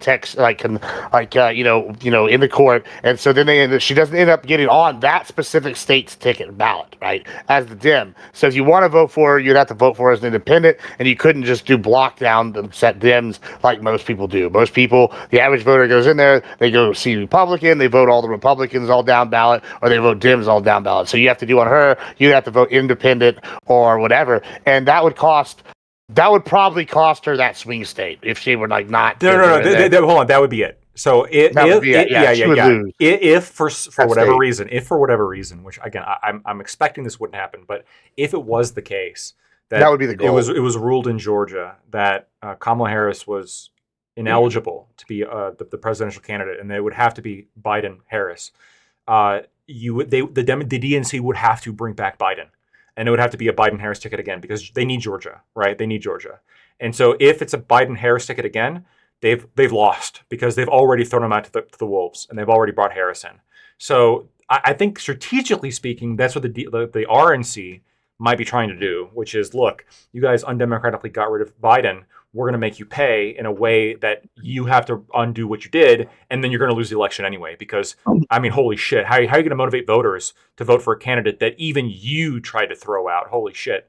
But if it's not successful, arguably there could be still some strategic merit, just because it expends resources and it creates controversy, I suppose. But I don't know. I'm skeptical. But wait, that seems like kind of that seems against like human rights, or not even human rights. It's like about against it kind of feels against like civil rights. No, it feels like follow the letter of the law. Like, no, what feels like against civil rights is to say that this lawsuit went through, so we're going to have to force Biden to be on the ticket, right? Because I mean, you can't vote for someone who's not going to be officially running themselves. If someone says, "I'm not going to be running as president," you can force someone to be president. I mean, well, no. You can't. I don't think you can force someone to be president. But if the requirements are that you have to register for a ballot by a particular date, and you don't, if Biden was the one who registered, then theoretically the rule could be, look, you didn't hit the deadline, right? Biden, right. If you're going to run a Democratic candidate here, it's got to be Biden. And if that happens, the DNC is fucked, right? For multiple reasons, but they are absolutely fucked. I don't think that's going to be the outcome. I highly, highly doubt that's going to be the outcome. It's an absolute shot in the dark. If it is the outcome, Trump wins, no doubt. But would they lose? Would they just not have because they lose their swing state? Would they? Because they have to. There has to be a Democrat that runs in the general election, right? No, there doesn't have to. Biden would be the one on the ticket. I mean, even then, there doesn't have to be anybody put in that slot. If you're a low-level president, say I was a member of the Texas Secessionist Party, right? you wouldn't necessarily even have to put a candidate in there, right? Like, even though they're a legit third party, they have like conventions and stuff here in Texas. Yeah, they are in Texas at least, right? They control like a fairly large portion of like counties at one point, like in the last like 10 years. So like if they were to go in there and put in there, they wouldn't have to put someone presidential, just like the Democrats wouldn't have to. And I think, like I said, it's only going to apply to like a couple key swing states. And I think Georgia's the big one they're talking about because its candidate list was supposed to be in for the Democrats by 1/8 of 2024, and to be an independent, you had to have filled everything out by the 9th of this month. So that's the one I think they're going to fight them on, right? So like it's going to be Georgia. I think there's like 2 other, and they're both swing states where it's like the independent list has passed, and then there's like, oh well, you're supposed to have already had these candidate lists on there. Well, if she wasn't even on the candidate list for a presidential candidate, how would you say like, oh well, you haven't followed the rules? This is 6 months past the deadline, right? Like, and you're like 2 weeks past the independent deadline. Like that would be the where they would fight them on it, and then they would be like, well, you're not going to get this candidate at all, so you're going to go in there and vote. Well, now you're done. Like nobody's going to go for the independent at that point. She's definitely going to lose that state if they're successful in their thing. Okay, that seems like. I mean, I can see the legalese justification, but you're okay with them replacing Kamala through legalese? Wait, so you're okay with them replacing Biden through legalese, but you're not okay with them following the rules for the Georgia primary? No. I think if the DNC decides amongst itself that it wants to push Kamala through regarding these unique circumstances, I would say that's like I would accept that, right? I mean, it's their right. But like using the Supreme Court saying that like states are allowed to just like cut certain tickets from the general election because they don't like the way that the DNC is running their tickets, then it's not that they don't like the DNC; it's the DNC didn't follow their state's rules. Like, that's a major difference. Sure, but again, like having a state, is there any precedent for like a state like not including a presidential candidate, at least for the Democratic or Republican Party, on their ticket for the general election? I mean, there's precedent for third parties. So, like, if third parties have to follow this rule, and we've not always had Republicans and Dems, right, as the 2 major parties. So, like, if third parties have had to follow this rule, why would the Dems and Republicans be any different than them? Why do they get special treatment? I mean, again, they just do. I mean, they don't. It's more than likely the special treatment is because they are the 2 major parties and they have basic control over every. Well, that's not democracy then. So y'all don't want democracy. You can talk about democracy. You can talk about they hate democracy, Gibbs. I know they do. They're willing to like fugazi what they do. RNC. Like let's look at the implications of this. That like an entire political party is being like disenfranchised. I mean, the major by their own fuck up. Their own fuck up is causing them to be disenfranchised. Why? Like, listen. So if I shoot myself in the foot, should I have to pay for my shooting myself in the foot? Absolutely. No, they care more about the party being disenfranchised than the voters people aren't even being disenfranchised because the people are agreeing with Kamala. No, for the record, it's not the DNC. We don't have any proof that it's the DNC fucking us over, or we absolutely know it's not the Democratic voters. It is specifically Biden's choice, right? It is his personal choice to not run. That was his personal choice. You don't think there was something behind that? Yes. Maybe some influence, like Pelosi and Obama. He had the full to show that. Sure, they convinced him, but he still had the choice. He could have said no. So hold on. I'm gonna ask Lactoy a question here. Lactoy, you're a lawyer, right? So let me ask, what's the biggest no for your legal assistance? It's forgetting to make sure that too. Well, I guess number 2 is making sure not telling your lawyer. The lawyer that was working for him, they have to be at court on time that day. They didn't show up. That would be a big no-no. Big no-no. You fucked up. That's like maybe one of the biggest no-nos. So, okay, this is basically the same equivalent. Is they didn't show up, they didn't get paperwork in, and now y'all are supposed to go, well, lordy, we need to get special treatments because we's the Dems, and we are so up in it that we don't need to follow the rules. That's what you're trying to say. Why are you doing the Southerner thing?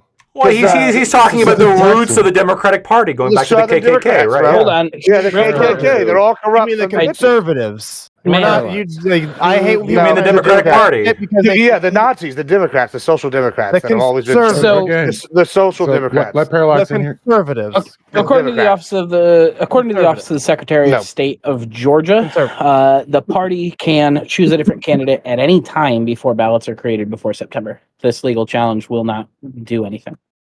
Yeah, it's probably right. It's Okay, probably not so- going to do shit. The Secretary of State has already answered this. Not Okay, so only, that- not I'm only. also like, But that's not the only one. There's Well, several. not only do I I'm, like, believe that, confused about but this I whole think thing. I just want to say, not only do I believe that the Secretary of State probably said something like that, without even looking at it, you're probably right. But even if they didn't, there'd be an open. I think the Supreme Court might actually intervene and force them to have Of course Biden they would. because of the case in Colorado. I think that in order to be consistent on that, they might have to. And I just don't see. Case I in don't, Colorado. Which yeah, one so was that? Colorado tried to pull Trump off the primary ballot, and the Supreme Court said no. What was the reasoning for that one again? The Supreme Court of Colorado decided that Trump engaged in insurrection on January 6th and pulled him off the ballot. And there was plenty of evidence for that, and No. that was a very particular reason. Well, there wasn't plenty of evidence of that. It was reversed, by the way, by a 9-0 majority. All of the left-wing justices all agreed, no, Colorado can't do that. So, I mean, holy shit. I mean, you can't. If you supported that Colorado decision, you can't be more wrong. 9-0, that doesn't happen. I don't know. I didn't know much about it. That's why I was asking the questions. Yeah. So what the Supreme Court decided was no, Colorado doesn't have the authority to just pull somebody off the ballot. Now, I could see them intervening as well in Georgia. Well, then because of that precedent, then there's a chance that there's a chance that they won't be able to say, yeah, you have to change it back to Biden. Yeah. Yeah, that's what LetheWater is literally saying right now. Yeah, that's my guess. I'm just being sure. Yeah. Yeah. Okay. I just want to be sure we're clear on all this. Fuck. I mean, it's fucked. The whole thing is fucked. But I think the Republicans are looking at a long shot here. Not to say that they're not going to try, but it is an absolute fucking shot in the dark, right? I mean, can you believe the level of it? That might be nation-ending, right? If they say that if they say Harris can't run in Georgia, holy shit, that'd be crazy, right? That is one of the critical swing states. It would be deleterious to the Republic for sure. It would be. That would be even more anti-democratic than what you're trying to say the DNC did. I don't know if it'd be more undemocratic. It would be somewhat undemocratic for sure. So let me ask this. Would y'all agree? I know that we're debating. We don't have to get bogged down in Georgia specific because I think there's a couple other swing states where this might come up, right? Oh, would y'all hold on real fast? Because actually, I was trying to ask a question earlier, and then I just saw Kyle say it in the chat. It really is confusing. It is confusing to me. About having the names on the ballots before both parties have their conventions officially nominating their candidates. That doesn't. Why is that like that? I mean, it just depends on the state. There's all the states have different requirements. I mean, that's just how it's done. There's just a list of potential candidates. I guess if you can't figure out how many candidates you got, whether it's 10 or 20 or 30 by whatever date they posted, which was January something, of the beginning of the year, then I mean, you probably could come up with 20 potential people that are probably going to run and give them the list. I feel like that's probably not that hard. I mean, but the point is though, would we all agree? We don't have to pick Georgia specific. We can pick any other. If you as a party fail to get the necessary info that a state requires, or the necessary petition, ballot, however many people you need to get on a ballot, or you need to get them all their name. Maybe you forgot to give them their driver's license. If you forget to give the state everything that they need to run them as a presidential candidate, do we agree that a state probably has the right to not run that as a candidate if it's all laid out and you have plenty of time to do it? Well, this is an extenuating circumstance. No, it's not. It absolutely is. It's absolutely not. It absolutely is. In February, the presumptive nominee dropping out is an extenuating circumstance. Period. Period. It's not. Exactly. We've all known that this guy was like barely fit to stand, much less like be the He was president. still the presumptive nominee. Circumstance. It's not an extenuating circumstance. Like if It like is. listen, if I literally say don't know the definition of the word if you're no, arguing. it's not an extenuating circumstance. This is bullshit in this code. absolutely Like is. if y'all are gonna sit here and say that there was no possibility, this is the brightest he's ever been, he's the sharpest knife in the drawer, and then we Nobody get here said and all that, Gibbs. but for months, fighting ghosts. for Put fighting months, we heard you. ghosts. No, we're not fighting No, ghosts. you didn't hear me say that ever. Put So fighting what if you ghosts. didn't say it for a whole since he got elected? I've been hearing how sharp President Biden is. He's so intelligent. He's sitting here giving big boy press conferences. Saying that. Oh, they were saying it. Biden hasn't had a full meeting with his cabinet since October of 2023. It is wild. The Her report came out in February. They had plenty of reason to understand what was happening, and they denied it dishonestly to the American people. Right. Hold on a second. Clarification on that. Like the full cabinet or just any cabinet? Like any of his cabinet members? That's the full cabinet. The full cabinet. It could have been that he like met with like one of them or two of them like at a time. Oh, okay. But that's not what the president's supposed to do. The president's supposed to meet with their full cabinet. He in theory could have met that's with fucking all but stupid. one of them. I thought about this literally 10 years ago. Like any president that's trying to meet with the full cabinet at this point's an idiot. Like there's too many cabinet secretaries within having 9 a meeting months? with all... Huh? Oh fuck No, yeah! I would never have. You were supposed to have like a full meeting with your cabinet meeting so they can all give you like updates and like, oh shit, here's what's going on. More than once every 9 months. You wouldn't do that. I think that's irresponsible as a commander in chief to do that at this point. How many Okay, cabinet secretaries do we have? Listen. You know, his full cabinet. So like, I would personally, if I ever get graced to become the president, I would meet with my full cabinet at least You gotta like take the bar first. once a week. No, I could, okay, but I don't need to. I'm too busy making that money, okay? I don't need to. All right, Sorry, let me clarify because let me clarify just so like people aren't understanding what I'm saying. I think you absolutely should be meeting with your cabinet secretaries regularly. That's not what I'm saying that you shouldn't do. What I'm saying is meeting with the whole fucking cabinet all at one time is fucking ludicrous. I can't remember how many cabinet secretaries we have now, but I'm thinking it's over 12, right? All of them having completely different roles and responsibilities at this point, whether it be Secretary of State, you know, the AG, the Secretary of Defense, yada, yada, yada. I don't want to have my commander-in-chief having those conversations. If I was in this position, I don't want them having a universal meeting all at the same time because they have completely different things. They're all going to be trying to like literally basically host a panel where they're saying, hey, I want to talk to the president about this, where this other guy's saying, I want to do the same thing. Like it'd be a fucking shit, or it's a shit show. Absolutely not going to hold a president against that. Not even close. Okay, I guess that's fair enough. I think we just disagree. I think as a president, you have cabinet members that are under you. They are your cabinet members. You control them, right? And the idea that instead of holding meetings with your cabinet members, instead you don't for 9 months, and instead all the cabinet members are informed ahead of time. Hey, the president's going to call you and ask you this question.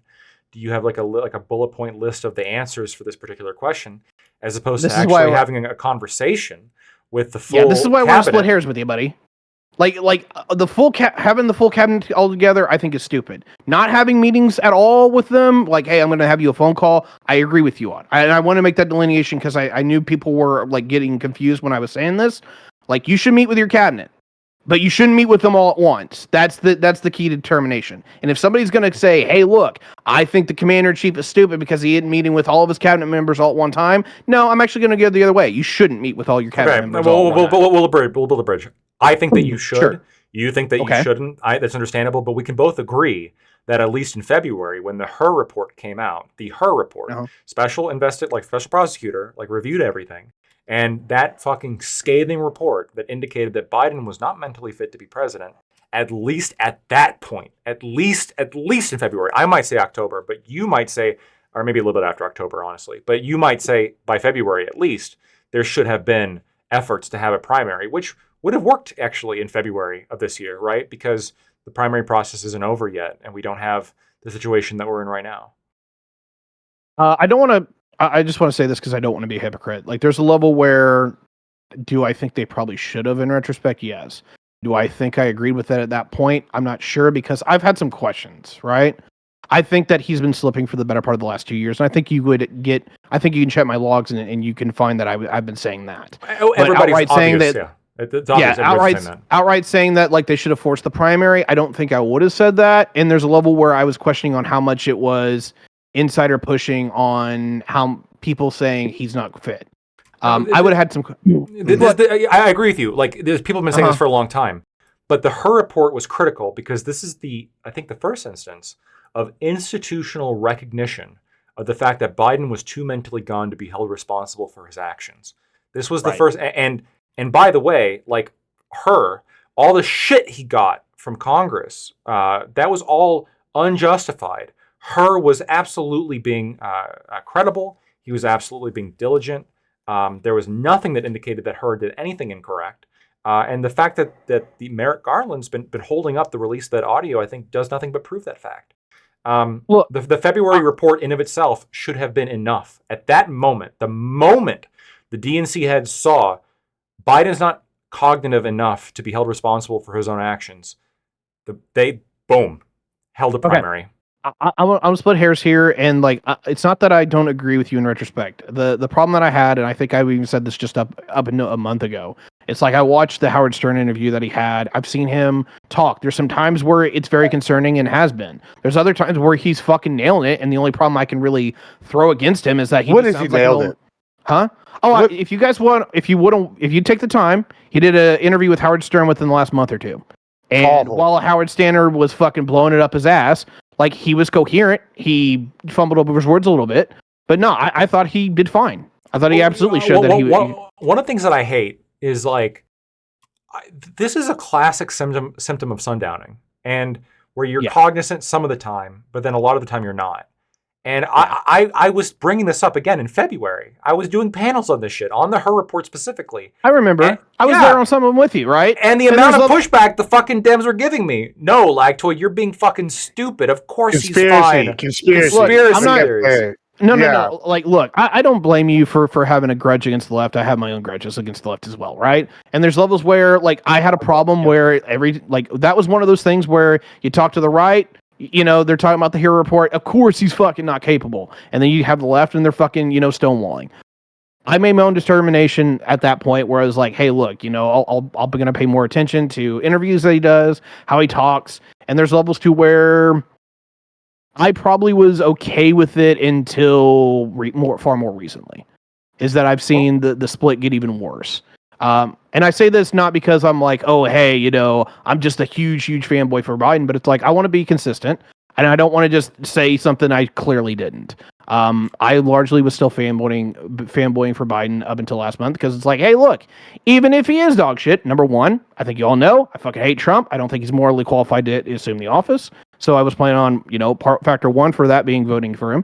And number two is that I did absolutely fanboy for the fact that he listened to his administration. And even if he's only coherent half the time, having somebody that listens What administration? What administration? He hasn't met since October of 2023. How did he listen to his administration?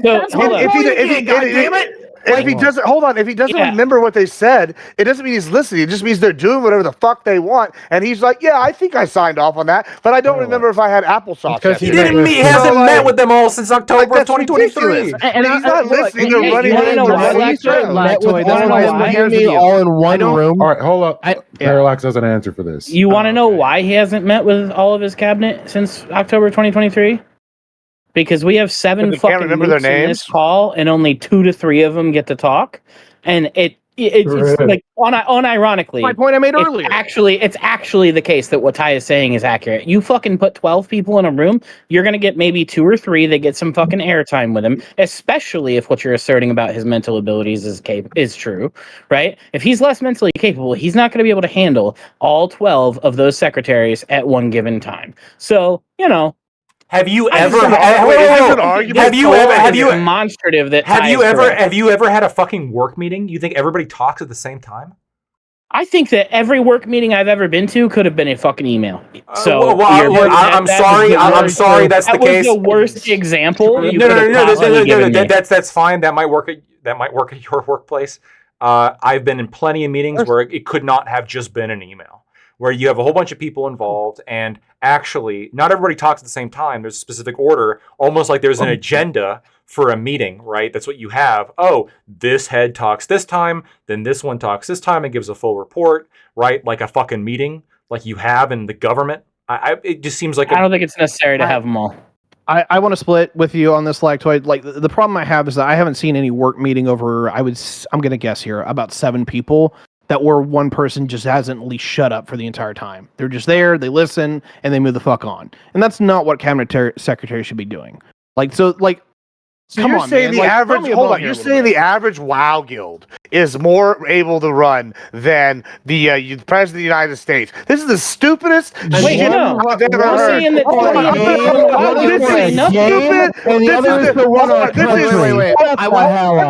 Let me finish. This is the stupidest shit I've ever heard. Make a stupid argument. I am going to make a stupid analogy. That's a stupid analogy. If it is a stupid analogy, because this is what y'all are saying. This is how stupid. Why are you I'm gonna finish it. All right. Here's the thing. So I've seen WoW guilds have to take 50 people and all of them have dedicated jobs and do this for 3-4 hours. Understanding how stupid this is? Yeah, I know. You let me finish. I want you to understand how stupid it is, because this is what y'all sound like. And they all have to have dedicated jobs and they have to do this for 4 or 5 hours. This is a fucking game. And you're telling me that the head of the cabinets can't sit here and have coordination between themselves. Yeah, you can respond when I'm done. Can't sit here 12 people in a room with the president, have an agenda, and go down the list without sitting here, stepping on each other's toes. This is the most ignorant, stupid shit I've ever heard. And if anything, it's an endorsement, once again, that if you honestly think the Democrats put a party in power, that put a cabinet in power, that can't put 12 people in a room and have a well-run meeting, then you absolutely don't deserve to be in power.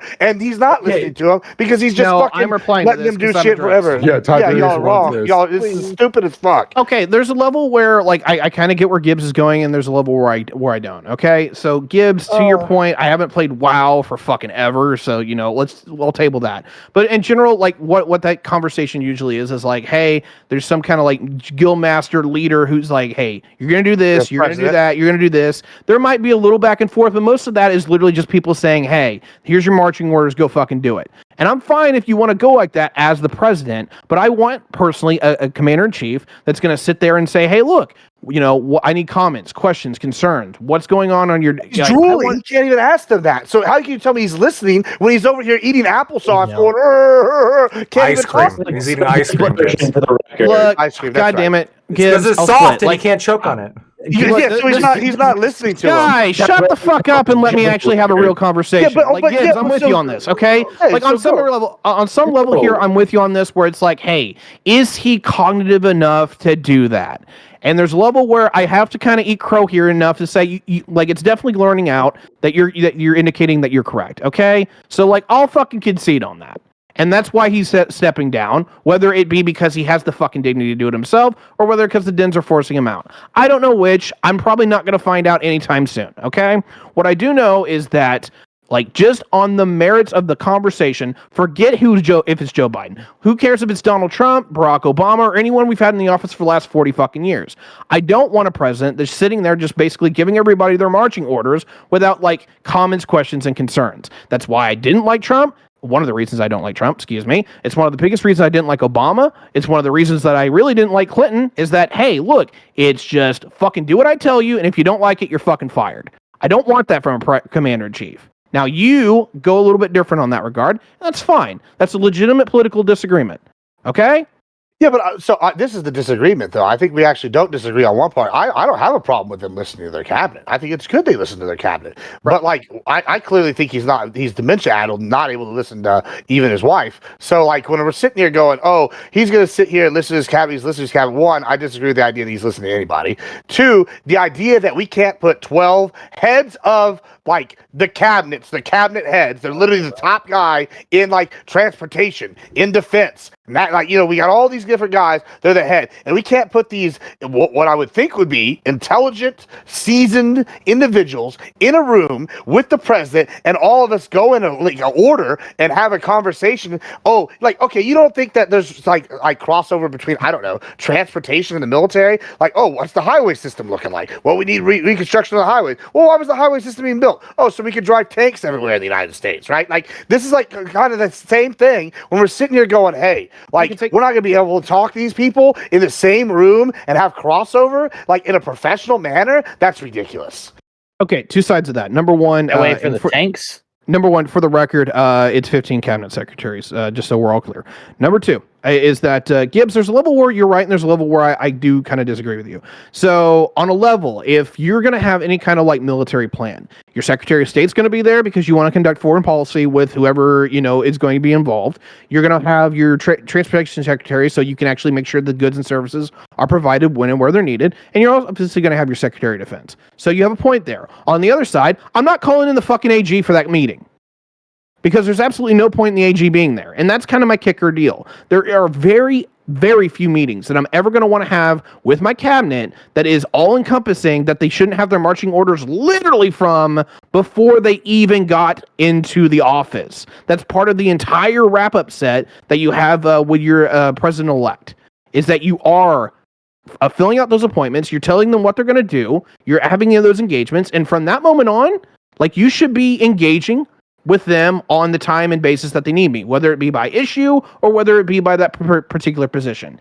But like, the reason I'm just kind of losing my shit here, and I'm sorry, but my brain is having a problem here, is like the Her Report's going to bitch about Biden not having a full meeting with his cabinet secretaries, when I think that's a stupid ass fucking conversation to be having. To be clear, the Her Report didn't. My understanding is the Her. Oh, Report I thought you said the Her Report did. No. The Her Report in February determined that Biden was absolutely gone. I think that if you're not having a full cabinet meeting since October beforehand, like, that's a problem, right? So we have October until February. Sometime between then, I think that there should have been like an issue brought up to the DNC, but at the very least by February, the issue should have been brought up to the DNC. I know this is minutia, and I know some people in chat are probably like, why the fuck are they haggling over this? There are some times where people absolutely judge the president or the commander-in-chief by certain metrics. I think this is one terrible one. There are so many things that I would rather judge the commander-in-chief by, but thank you for bringing it up, Black Toyd. I'm glad I got to spar with you at least a little bit today. Yeah, but by February, when the Her Report literally is not holding Biden responsible for the same thing they're charging Trump with, just FYI, because he's so mentally addled that he can't fucking be held responsible for his own actions. That should have been a massive red warning sign to the DNC. Hey, this guy might be an issue. And then we didn't get that. We didn't get, oh yeah, he's an issue, we're going to have actual primary. We had, no, he's sharp. He's sharp as a tack. He's so good. You don't have to worry about it. You don't have to worry about him. He's so good. Don't worry, eating ice cream. Dark Brandon fucking doing a fucking meeting with the red lights behind him. Look how powerful he is. Trump doesn't stand a chance. And now here we are in July. I'm definitely willing to eat crow on this on a level, right? Because I'm going to say just in this regard, politics is the new religion. And the problem is when it comes to certain things like this, it's, anything that makes Democrats look bad, the Republicans just fucking run with it. Anytime that the Democrats look great, the Republicans are going to fucking downplay, and vice versa, right? Her Report was one of those. Any Democrat was fucking stonewalling. Every Republican was fucking bitching up the storm. This is where I try to turn to my moderates, and most of the moderates didn't have an opinion on the Her Report, unfortunately. So I'm willing to eat crow and just be like, hey, look, I made my own decisions based on it. I largely ignored it. I have at least took more diligence to say, I'm going to watch him during interviews. I'm going to do this. And there's times where I can cut both ways. And I think I've said that for at least the last couple months. No, you're right. I'm done with my point. I don't have a massive issue with you on this, but I'm just going to say, I did a panel on the full Her Report. Okay. I was the only one on the panel, and there was like some big names in that panel. You can find it. I was the only one who actually read the whole thing, first of all. And despite the fact that I read the whole thing and I was literally citing pages, guys, Biden's got a problem, I got nothing but, oh, he's fine. Look at this debate. Look how good he was in this debate. He's fine. Look how good he was in this talk. He's fine. Oh, Trump stumbles over himself too. Look at him. Look how ridiculous he is. And I felt like the level of just like smothering it was, like trying to like push truth against this machine that has been built up over so much time. It was just awful. And now there's a level of vindication that I'm going to relish in, right? I'm going to take pride in that. And I'm going to push that vindication here. I wouldn't blame you. And like, I'm not going to sit here on my high horse and be like, I would have been on your side. I may have very well been on the opposing team. I'm not going to sit there with that level of hubris. What I can say is that, I have the ability to think retrospectively and say, all right, at least I can admit my mistakes. And at least more particularly is that I can adjust to the new information and move the fuck along. I'm not happy that Harris is the nominee, particularly when we're not getting a primary out of this. I think she's one of the more unpopular Democrats. If the Democrats actually want to do well, they'll put up somebody else, or at least make an effort to give a shit that if they care about democracy, then you'll get a vote on it. Well, so you said you're going to react to new information. All right. Sure. Well, that's interesting. That's real interesting to me, because you know what new information I think the American people have discovered? It's that the Democrats have been fucking lying the whole time. And that's something that they keep trying to go like hand wave away, is that one party, whether y'all like Trump or not, went along with the democratic process. Everybody knows what Trump is. He's a character, whether you think he's a good character or a bad character, that's whatever. Trump ain't changed. Trump's Trump. He's been Trump. He's always been Trump. Biden over here clearly needs to be locked up in the loony farm and get hospice and taken care of till the end of his days. The guy is sitting here drooling. If anyone needs to go with the loony farm, hold on. Wind kills birds. I'm sorry. Wind can kill birds, but anyway, wind turbines do kill birds. Just to be clear. Yeah. For fuck's sake! I have so much better of a conversation. Just less than coal, but they still do. Just to end what I'm saying, though, the Dems clearly lied. And they tried to put forth a candidate they knew was not mentally cognizant. They tried to force this down the American people's throat. And then they turn around and they said, how dare you question the narrative? You Alex Jones sons of bitches. You sound like he's turning the frogs gay, talking about Biden's dementia. And then turns out, we're going to push him out ourselves because we can't hide it no more. And then y'all are going to sit here and go, well, we got new information. Yeah, the new information is that you've been lied to by these fuckers the whole time. So how do you react to that? What else are they lying about? Let me set the record. Yeah, I want. Parallax have been trying to get in, so go ahead, Ty. Go ahead. If Ty wants to comment on something that's related to that, go ahead, and then I'll go. Okay, thank you, both of you. All right, so I'm gonna just fucking lay out my knives because, I'm pissed at both parties. I watched all of summer of 2020, where we had the summer riots and the Democrats fucking snowballed the fucking shit out of it. And they acted like it was no goddamn bill. I'm like, these people are fucking pathological liars. And the fact that I voted for the reddest ticket I have ever had in my life in November of 2020. I think there's only 1 or 2 Democrats I ever voted for, and they were local, right? I was furious. And I was even more furious in the fact that the Democrats actually won that election when I saw not only the summer riots, but I saw Chaz Chops where whole political violence conversation, but I said roll in the fucking tanks. I was pissed. I'm still a little pissed about that, even to this day, because I still will engage with Democrats and none of them fuckers will own up to that shit. I also am pissed off about J6 and the fact of how the election was stolen regarding the Republicans, and I'm still pissed off as hell with that because they're still rolling with that. Whether you agree with me or not, that's my fucking knife, and I'm going to say I'm happy to stab people with it. Now we're back to the Democrats again being shitheads to where we care about democracy, but actually, no, we don't, because the moment that it gets hard, we're not going to do a fucking thing about it. So quite frankly, this country lost the plot at least in the last fucking 5 years. I hate y'all, and I wish somebody would actually walk the walk compared to the talk that they actually talk. Thank you, Changebox. Appreciate your generosity. Go ahead, Parallax. All right. Lactoid, can you take a 5th stab at classifying the Her report correctly?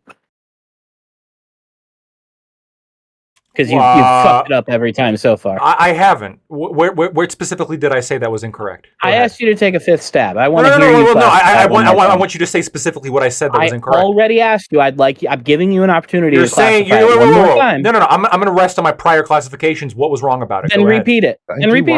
So the Her report indicated that Joe Biden could not be held responsible for the crimes that he committed because he was too mentally incompetent. Because a jury would see him as a jury jury would see him as a forgetful old man. Trey. I can bring up, if you want me to, my obsidian that I made about the entire Her report because I actually read the whole thing. Did you read the whole thing, Parallax?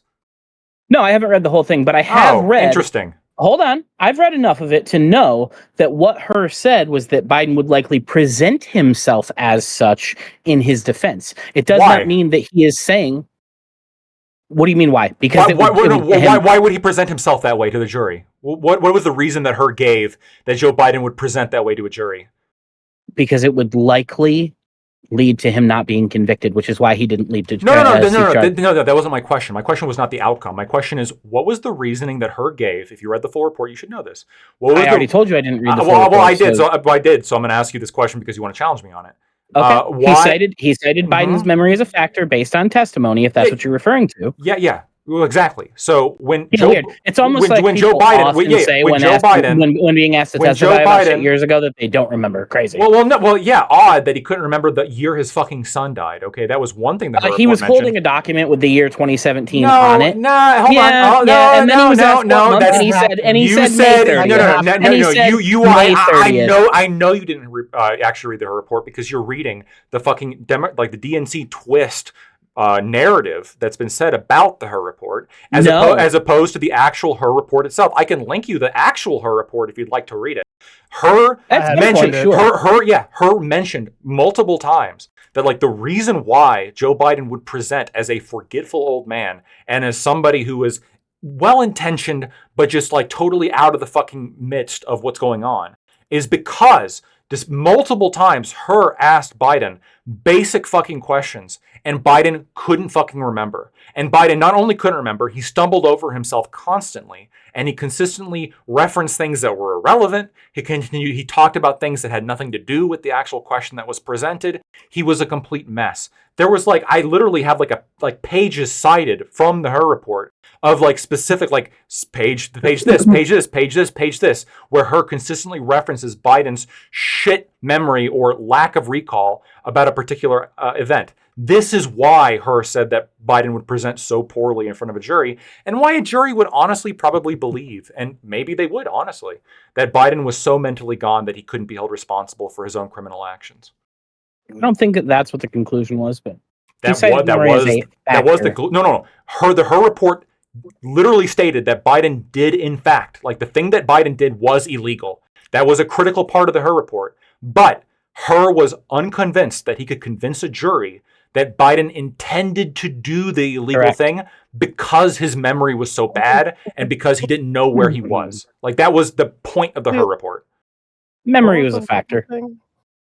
Wasn't the only reason. Whoa. In terms of why they chose not to bring charges, it was entirely because of Biden's poor recollection, poor memory, and constantly stumbling over himself. That was the consistently cited reason in the Her report why Biden couldn't be held responsible for his actions. That was February. Because there was also no evidence to establish his guilt beyond a reasonable doubt. Right. Why? Because an essential element here is willfulness. They had to prove that Biden intended to do this. And how the fuck are you going to prove that he intended to do this if he can't remember when his son died? He can't remember when his son died. He literally said May 30th. He literally said May 30th. You're being absurd. No, that's not what the report. That's not what he remembers the exact day. No. You're reading off of one. No. You're literally reading other places too. No. You're reading off of one of the fucking articles. It's trying to defend Biden. I've read the report. I promise you, that Her concluded that Biden could not remember the year that his son died. Okay, Her could be wrong. Maybe Her is wrong. Why hasn't Merrick Garland released the audio so we can actually listen to see if Her is wrong? I have no clue why Merrick Garland hasn't released the audio, but I do know the transcripts are out there. They're pretty sus, and they are pretty sus. No, they're not. The transcripts confirm what Her said. The transcripts are no, not quite. Yes, they have. They're not real quite. sus. Okay, it looks real bad. Exchange, we're gonna go ahead and get ready to go to open. If there are any closing statements on this one, because Hammer has a hard out in about 10 minutes. So yeah. We're all good on this exchange? Yeah, Democrats are liars. Vote Republican. So I guess I do have some closing statements. So again, I don't think this is ever going to be very convincing to anyone who doesn't like Biden, but I think if we're being very specific, how am I going to say this? To say that the Democrats lied, I don't think that we have enough information to claim that. So What? as far as okay, this is my closing statement. So if you could not interrupt me, please. Okay, you pass me the crack pipe first, and then I'll interrupt it, bro. Like, Okay. So yeah.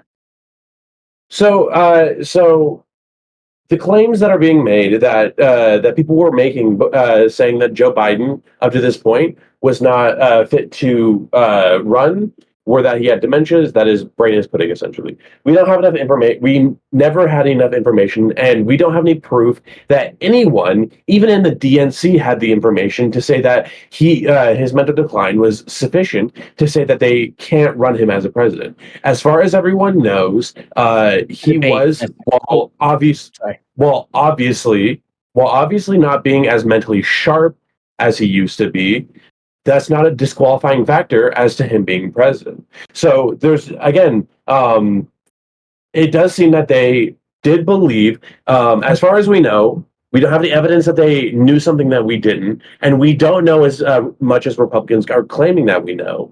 It does seem that they believe that he was mentally sufficient to run as president, and they did intend to run him as president. Now, it seems as though Biden, on his own, as far as we know, has decided that for whatever reason he can't perform another 4 years. And again, that's as far as we know, that's his personal choice based on things he knows about himself, not something that the DNC knows, not pressure by the DNC behind closed doors. Okay. And I guess as a final thing, her report that Lactoid has been referencing is not very convincing against anything that I've just said. The opinion of one guy who says that he personally didn't want to convict Biden because he found him to be very forgetful does not prove anything that I'm saying, that Biden has dementia or anything along those lines. And I'm pretty sure, I have also not read the full her report, but I'm fairly certain her is not a psychiatrist legally trained to diagnose something like dementia. And that's my closing statement. Not to break too hard from you, especially during a closing statement, but like, have you seen him since? I mean, her may have been wrong at the time, but it feels like he kind of got it.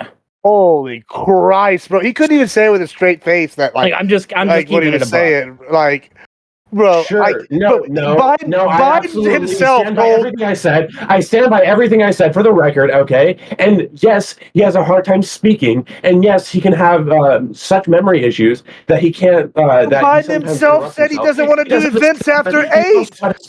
What happens if we get attacked after 8 p.m.? What are we gonna do? Fucking call the vice president? That's non sequitur. That's not what anybody is saying. No, it is. It is. Hold on. It absolutely is not a non sequitur. Him not scheduling events after 8 has nothing to do with whether or not it absolutely is an indicator. Response to something. Oh my God, that is Holy Christ. Lord forbid we get attacked after 8 p.m. So might be a little drowsy. Reason why he has a team. Difficulty. Listen, however, even though it is a lot more than we would hope, all right, and yeah, it's people will say that it's the most crazy thing ever, but all we've ever seen is a difficulty speaking, difficulty holding conversation, difficulty holding attention, and walking. Okay, he can't walk. He can't walk. Okay, Trump has a hard time walking, for the record, too. Yeah, true. What? Yeah. He needs, bro, he literally, oh my God, I should show you a video where he literally stood up after getting shot and was walking off. Motherfucker got shot in the fucking ear and he stood up and threw his fist in the air. Yeah, it was walking. Oh, the man time out. If we're gonna bring it up at a pretty high level, like shot in the ear, like it could have been anything to the fucking ear. What would you have expected him to do afterwards? The bullet was like this close to his skull. Hold on. First of all, I will answer if this. it were a katana, it would have been just as close to his skull. It would have done just as much I wouldn't expect him to be able to jump up after that, but he did anyway. Oh, hold on. As somebody with combat sports experience, amazingly if you get hit in the head, you're breaking up. Hold on. If you, as someone with combat sports experience, if you take a hit to the head, much less a shot to the fucking ear, your equilibrium is going to be way, no, your way equilibrium off. would not be know fucked that up from you- Yes, being nicked it in the top of your absolutely is. earlobe. It's under It the Shut up. ear, absolutely dude. is. That's why they. Hold on. That's Under. why. That's not true. Why? This is why they stop fights. Yeah, when they flesh blow, wound on the earlobe will hold on. fuck your equilibrium When you right blow up. up, when you blow up, bro. This is just how I know you don't know what you're talking about. If you have like the wrestler's ear, where you have all the fucking cabbage patch ear Cauliflower going, ear, yeah. and Oh, I that don't know what I'm talking about cauliflower with ear, cauliflower and it ear? gets blown out. Okay. Yeah, that's guess what? That's what they're doing. They're stopping the fight. Same thing. Because guess what? You no longer are going to have the equilibrium, even though That's actually not this is true. all I just get to flesh fight with wound blown stuff. cauliflower ear all the Oh, time. it absolutely is. They have They stopped kept when many he a fight walked with it Colin off around here. because he was being carried by like 4 Secret Service members. And secondly, I mean, like, this is just a total like lie. Whenever we have like things like Biden himself saying, "Hey, I need to stop taking things after 8 p.m." Y'all can say, "Oh, it's not because whatever." That shows That's perfectly fine. cognitive. No, it's not fine. This is the president of the United States. But it is Either way, we're gonna go to open. So we're on Yay. closing statements, so we can keep the fight going. Hammer needs a dip. So I do need to dip. I'm going to leave with you with that based argument. All right. Thank you all for talking to me. All right. Have a good one, Have Hammer. a good night, guys. Peace, great Hammer. having you on. All right, and Vigilante wanted to be dragged in, and I'm going to switch over to. Can I give a closing? By Yeah, all means. Can we We all do do closing closings? first. Yeah. So I'm hold up on bringing Vigi in. I'll go ahead and give a closing. I guess second. Please do. One of the things I noticed here is sort of like a consistent, like a repeating story, which is, well, no, we're not the liars. You're the liar. You're a threat to democracy, not us. But we're seeing a tale, I think, of consistent hypocrisy. The Her report represented more than just one man's opinion of Joe Biden. The Her report was a special prosecutor who has been entrusted by the United States government, right? I mean, Jack Smith is also a special prosecutor. If you were going to reject the opinion of one man in this position, you have to reject all the cases against Donald Trump as well, because those are also led by one man in each individual case. The reality is that the Her report, when I read the whole thing, it demonstrated something fascinating, which is that Joe Biden was suffering from the mental decline that so many people had diagnosed him with prior, and that the DNC and Joe Biden himself had been so hesitant to acknowledge, that they were even hesitant to acknowledge it after the debate. After the debate, Joe Biden's lackey, whoever posted on his social media, posted that he was the winner of that debate, despite the fact that it was very clear that during the debate he performed horrendously and consistently messed up and couldn't remember anything. During that debate, he also lied consistently. He lied about Donald Trump calling Nazis very fine people, a claim that the DNC has repeatedly said for almost 4 years now. Snopes, after 4 years, indicated or put out a statement that yes, it is. Yes. Hold on, I will debate you this anytime I know I'm right. I've looked into this. That statement is a fucking lie. Right. It is a lie, and it is a lie. There were very fine people on both sides talking about Charlottesville where there were Nazis. No, hold on. He specifically said, he disowned the Nazis. He specifically said, this is what Snopes says. If you read the Snopes article, I can link you. No, the same day, in the same fucking speech, literally like 4 sentences later, he specifically says, not the Nazis, not the white supremacists. They should be condemned totally. That's what he says. Snopes even indicates this. Joe Biden appears to not actually have watched that, because Joe Biden says that when Trump called Nazis very fine people, that was his motivation to run for president in the first place. He wasn't going to run for president until he saw that.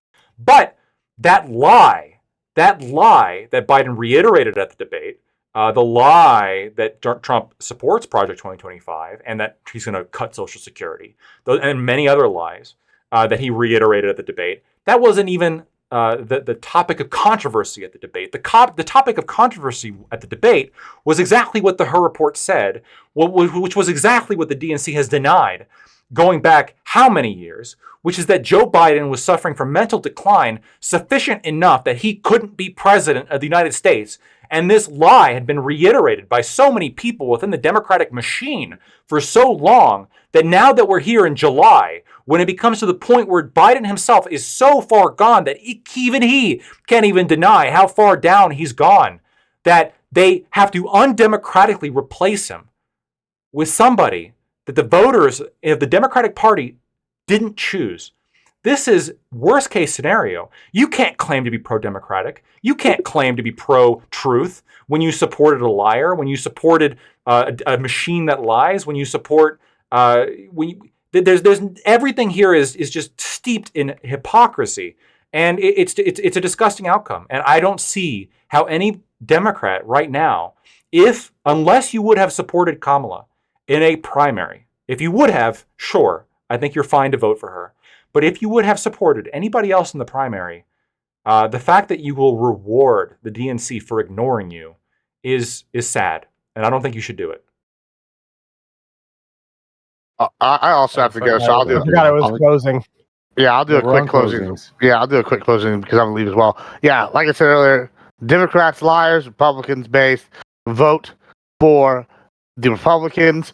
They're the ones that are not the racists, despite the rebranding that the libs down below will try to tell you. That's what they want is to keep you down. They want to lie to you. They don't have your best interest at heart. You can only trust us uber capitalists because the only color we care about is green, and that's how you know.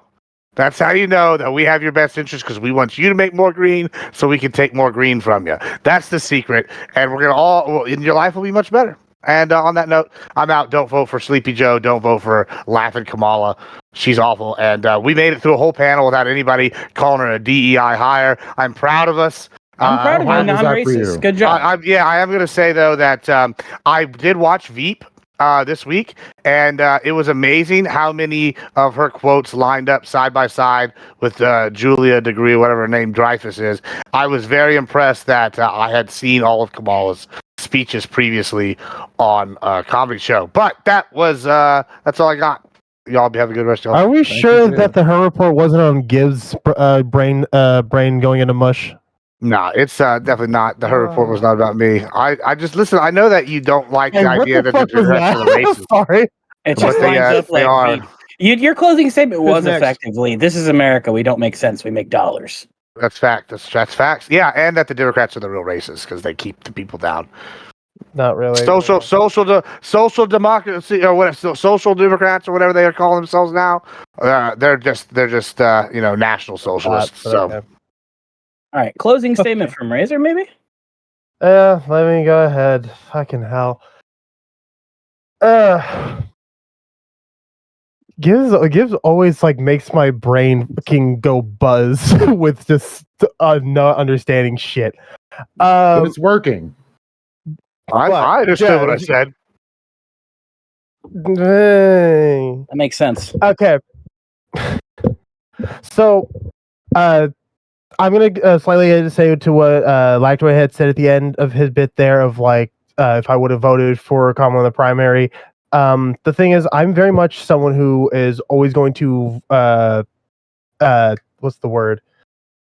Advocate for ranked choice voting. So whenever I think of voting, I would vote Biden, and then then the next few things, Kamala was the next one for me because it just made the most sense considering who she is, who she is as a VP. It just makes the most sense. She's already there doing all the different things for Biden and with Biden as the support for the president. And then after that was probably Bernie Sanders and Elizabeth Warren. Those are my top four. That if I did ranked choice voting. So when it comes to this whole thing with Biden dropping out, I was somewhat flip-flopping when it was first being talked about, admittedly, where I was like, no, he can't drop out. That could be disastrous. Then some more data came out, and I was like, oh, maybe him dropping out would be the best option. And then more data came out. It's like, okay, maybe not. Then more data came out, and eventually he did. And I was like, okay, this is definitely the best choice. Is it less democratic than I want it to be? Obviously, but I feel that with all of the delegates, the voters, and the leadership all deciding to go in behind Kamala, it's, even though it's less democratic than I would want it to be, it's still democratic enough because the voters have stated they want Kamala with their dollars. As Gibbs would probably say, if you care about green, if you're going to use your money to vote, that means that's who you want. So that's my stand. That's going to be my stance on this. When it comes to Kamala running. When it comes to the path of Biden's decline, I'll fully admit I was not paying attention to anything Biden was doing unless it was a policy that would affect my life. And a lot of policies that him and the Democrats got passed very much affected our lives for the better. The data shows that he's been like one of the most effective presidents in our most recent history. So I'm not gonna say that just because he was mentally declining at the time that he didn't get shit done.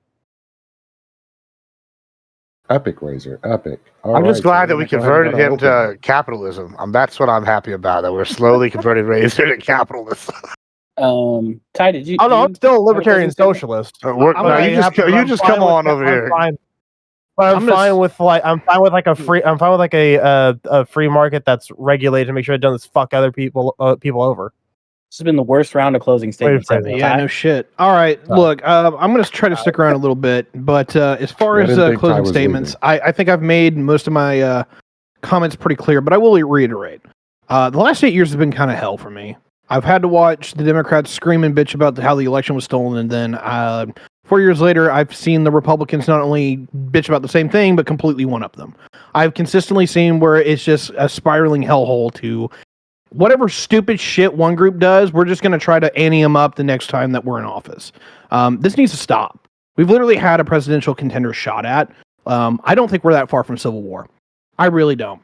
And people just want to keep acting like, oh, it's no big deal. Like, oh, it's just those crazies over there in the corner. Is it though? To rephrase this conversation, a lot of people were saying last week, and I wasn't here for that debate, that political violence has no place in the United States. Really? If not, I think it's an American tradition. We were born from a rebellion. Our biggest issue we ever had in this country was solved by a civil war. And on top of that, every time that we seem to have a major political issue, it has to get bloody and has to get violent. Whether it be the advancement of workers' rights in the Battle of Blair Mountain, whether it be women suffragettes and the fact that they basically were terrorists, whether it be civil rights, where you had people like Malcolm X and other people who were, let's just say, less than kosher in their personal behavior. If we don't want to have political violence, we're getting at the door. So maybe it's time that we stop doing what we have been doing and maybe go a different way. And I'll happily vote for the party that actually walks the walk instead of talks the talk. All right. All right. Sure. So for me, I think I want to start out by agreeing with Lactoid that the hypocrisy is insane. Again, I wish the people claiming that this was undemocratic would keep this same mindset when they discuss January 6th, but not really how it tends to work out. I also think as it pertains to Kamala replacing Biden, it's as democratic as it could have been insofar as members of the Democratic Party have elected representatives to represent them within the party, and the party structures and the party rules that allowed this to happen were put in place through that form of representation. I understand there was a more democratic path in the utopian world of other people's minds, but the reality is that the Democratic National Committee, the Democratic National Committee has the bylaws they have and has the procedures in place they have through a democratic process that put people in place to get those things done. So we were represented by the rules that were put in place by the people voted to represent us. So it worked out as it was supposed to for exigent circumstances. It's been fun. Thanks. Appreciate y'all. Let's go. Thanks for coming on, Para. It's been awesome tonight. The battling has been intense.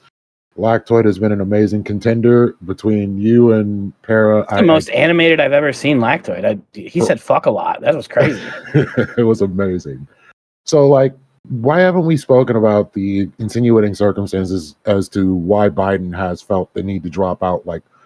Right after getting COVID is when they were definitively allegedly COVID. Some people think it might have been a stroke. The funniest thing I saw about that, Do we not do conspiracy by a lot of theories? my Hold on, lefty actually? friends on Twitter. No, The funny it is. thing I It's not a saw people conspiracy theory. posting- It is a It conspiracy is. theory, technically. Hold on. No, wait, hold on. Sorry. The funny thing I saw about that with the COVID thing, went on Twitter from all my little lefty friends. It was that wanted Biden to drop out.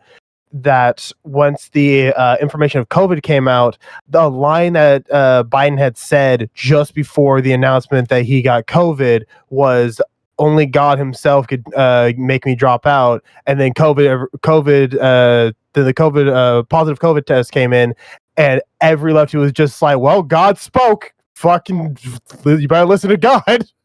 You can't turn away now." Yeah, I mean, on that note, like it's.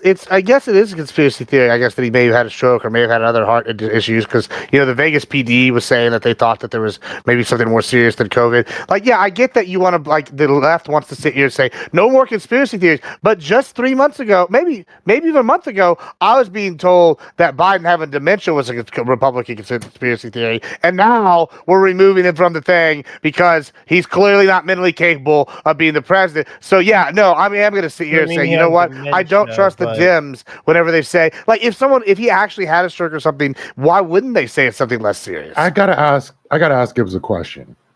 So when it came down to the debate between Trump and Biden, if you were to look at the transcript of that debate, who's more coherent? By a lot.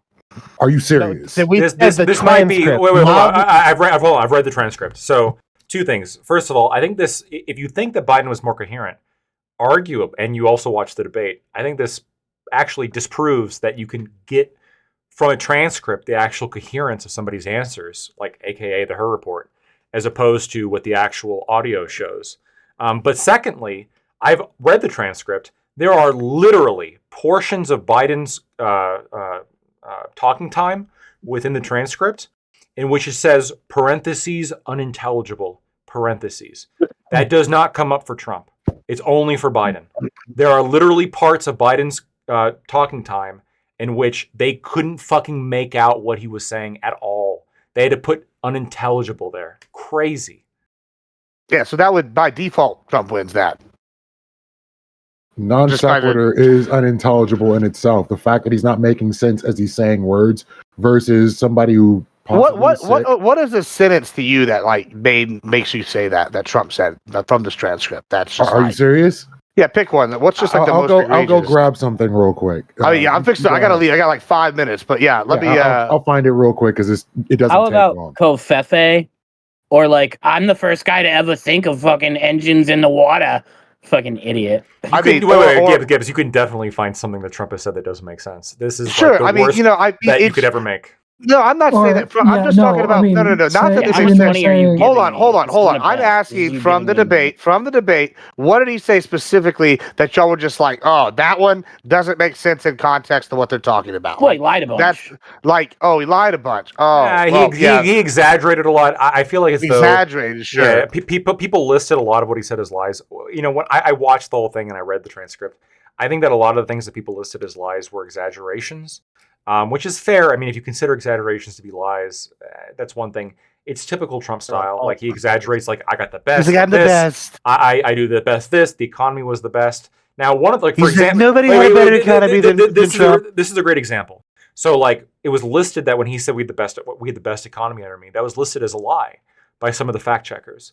But what is the best economy is actually something of a subjective question, right?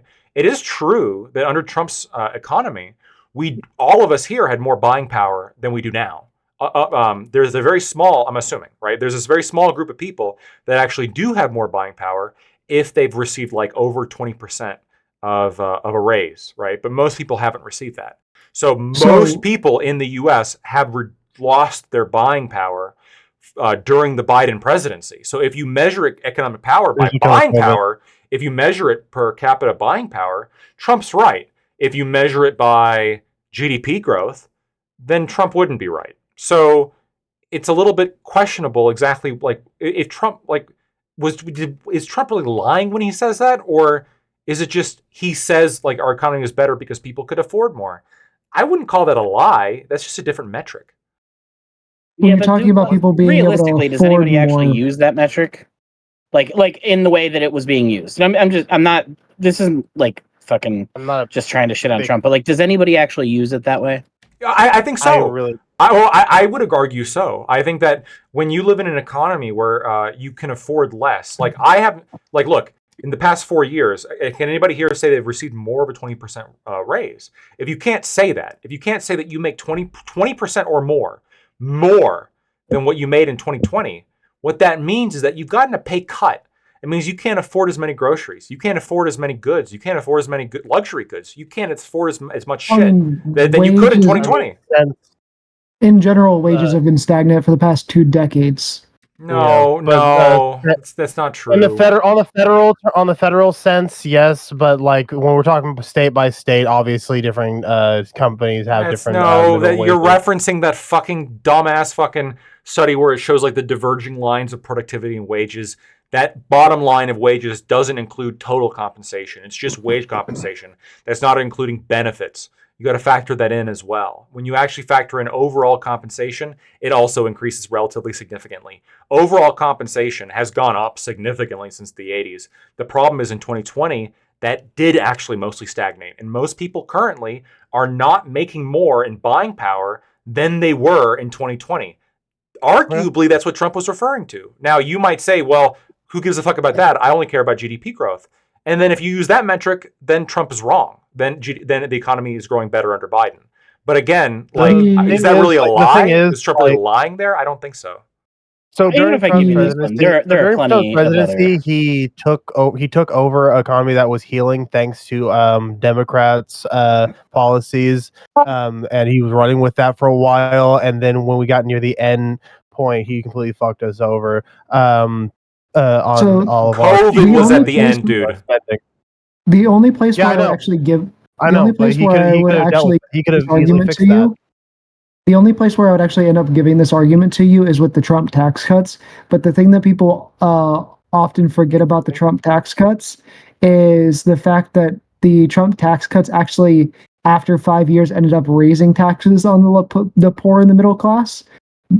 They did. Go fucking read them. I have. That's not true. It is true.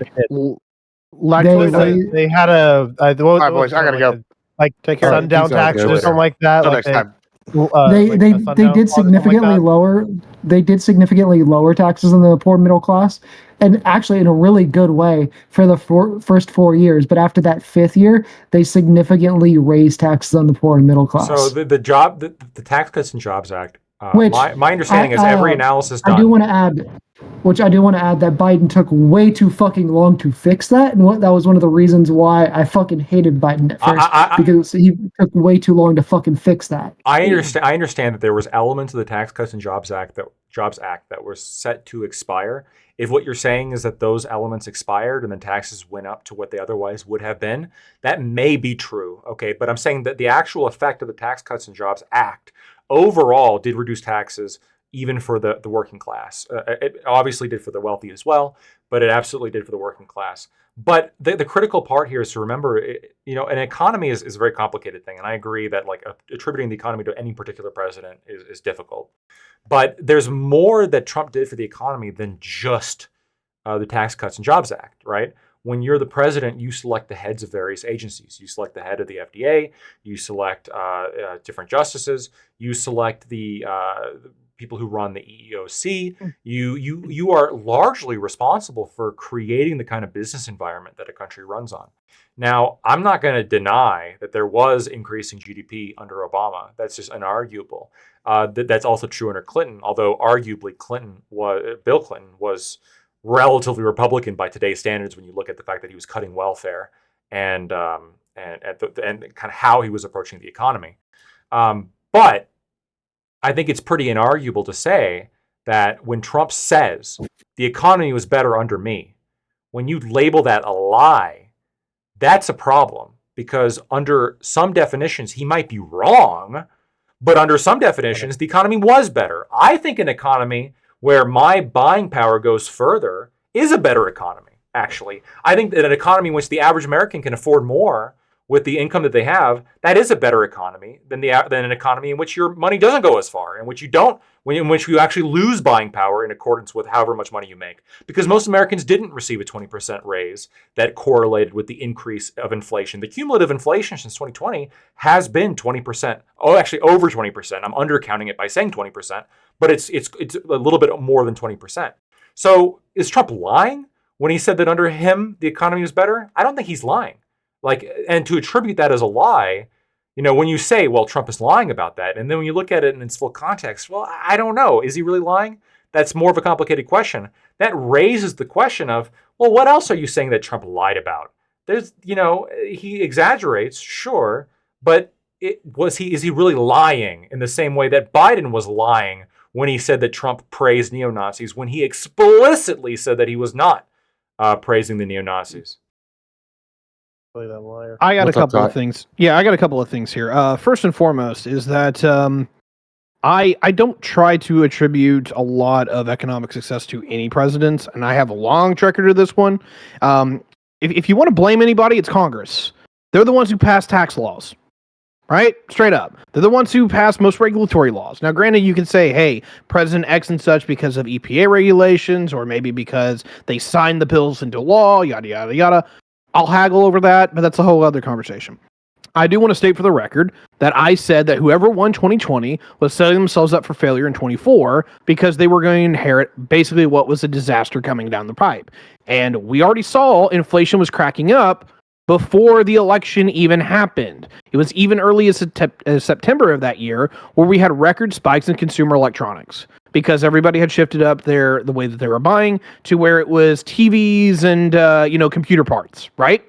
I said it was going to filter out through everything. I was dead right on that, and I wish I could actually find any of the streams that I was on at that point to validate that for people. Well, I don't blame. I'm not done.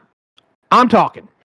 When it comes down to this, I do not blame Biden for the inflation spike. I don't blame Democrats for the inflation spike. 55% of the spending that was done during COVID was during the Trump presidency and that Congress, and the other 45% was followed up by Biden and his Congress.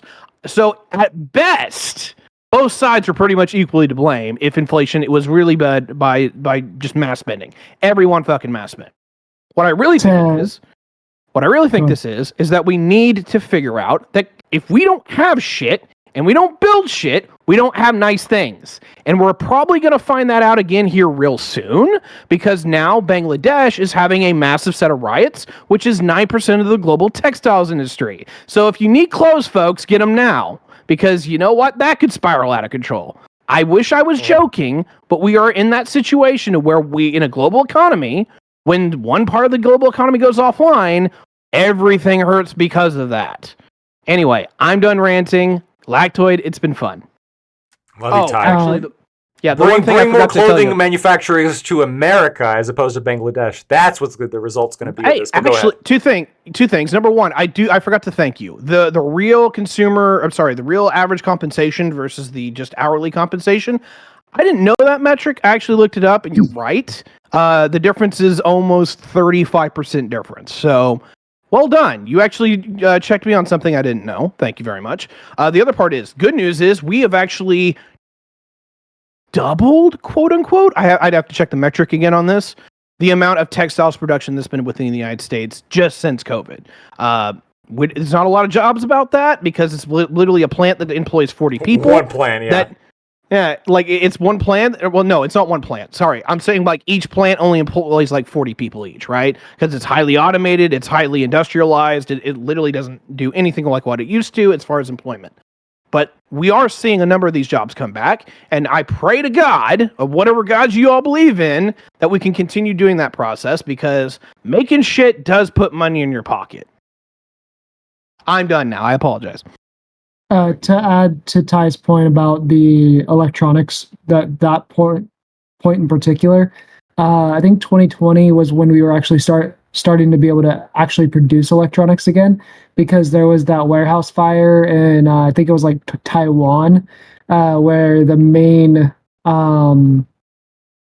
warehouse where the microprocessors that go into computer chips like graphics cards and TVs and cars and stuff are made, which severely limited like graphics cards and TVs and stuff being able to be produced, so that in 2020 was whenever they were actually starting to be able to be mass produced again, because that warehouse was able to be rebuilt. This may delay our problems some, but it's definitely not going to stop them. This is all evidence of a fragile system that we've created, which is crystallized and is currently in a state of cracking. We saw this with coronavirus. We're seeing this with the Houthis. Everything's dependent on everything. And when one thing breaks, a whole bunch of other shit breaks. And if the wrong thing breaks, everything's going in the toilet. We need to be much more resilient, stop trying to rush our way to a technological future that is all-encompassing and everybody's freaking happy, and get back to Earth. Go touch some grass, for God's sake. I am going to take that opportunity to make my crystallization and dip the fuck out. So, thanks for having me, everybody. It's always fun arguing with a cat, especially when it's Viv, but Razor, you did your job. Thanks for being here. Didn't mean to ruin your show, Lethe. Lactoid, you're always a blast. Ty, good to see you. Vigi, good to see you. Hey, let me know when you want to argue about the Her Report some more and get it right, Lactoid. Love you, buddy. Hey, you should read it, and then we can argue about it. You should take the bar, and then you can argue about it. That exit. Haven't you already taken the bar? My state, you can get licensed without taking the bar. You have to take other classes in order to get licensed. Basically, you can waive into the bar if you take a certain amount of classes. But yeah, that's what I did. So he's gonna make fun of me about it until I. But hey, I'm not gonna fucking spend like $2,000 just to make this fucking dude happy on the internet. So you have to spend $2,000 and take the bar. So it's an incredibly expensive test, and then you also have to pay for prep on top of that. So it would be a massive investment. I was able to, because I took the classes necessary to waive into the bar, I was able to start practicing law 2 weeks after I graduated from law school. So I literally graduated from law school, took a few week vacation, and then went right into practicing law, which I've been doing for 4 years successfully. I'm sorry, I saw the chat. Disbarred toilet. Well, in this case, it'd be unbarred toilet. I'm gonna keep taking shit about it. It's whatever. It's whatever. But I'm sorry. It's a funny pun. It's a funny pun. But I got to bounce too. I just wanted to say I actually really agree with what was just said by our newcomer here about touching grass. I think that it's important.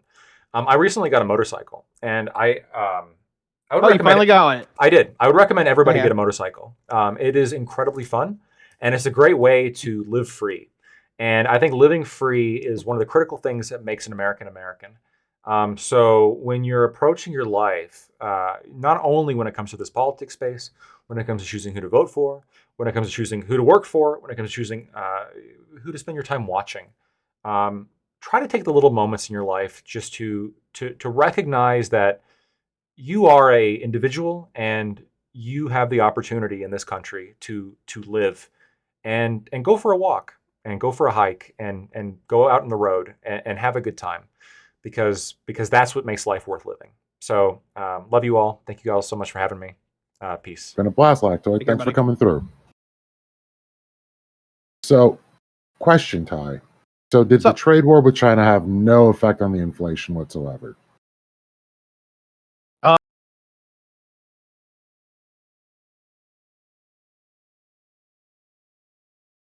This motherfucker. Talking shit about my fucking...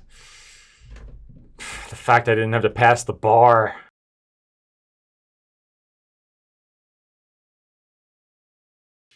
It is what it is. I'm not gonna... I mean, if I want to practice in another state, I might have to do it. But it is what it is.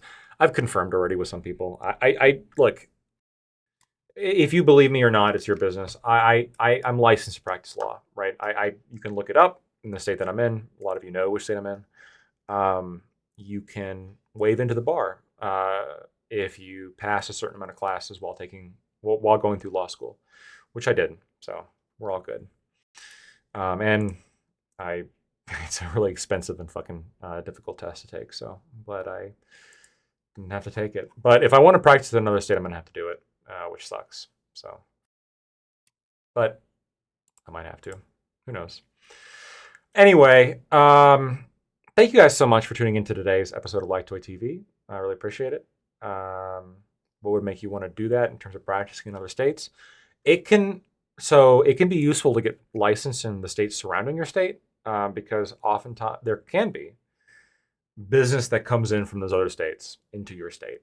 So it can be important. It can be relevant. Even if you aren't, even if you normally don't take cases in those other states, it can still be useful, depending on the case, right? Because hey, let's say you get a case come in from a different state that's like worth a lot of money, and holy shit, like this is a really good case. You know, if you're not barred in that state, you're basically fucked, unless you can get somebody in that state to do it for you. But of course, then they're going to take a massive part of the fee. But otherwise, you can practice in that state too. So, yeah. Really appreciate you guys so much for tuning in. The chat was active as always. Gifts, subs, bits. Appreciate all of it so much. So blessed. Love you all. If you haven't given me a follow yet, really appreciate if you would. That way you can see more content like this in the future. We're gonna raid on out into my good friend LetheWaterKai. He's kind enough to have us on today, and the conversation is going to continue. So I will catch you guys later. Thanks.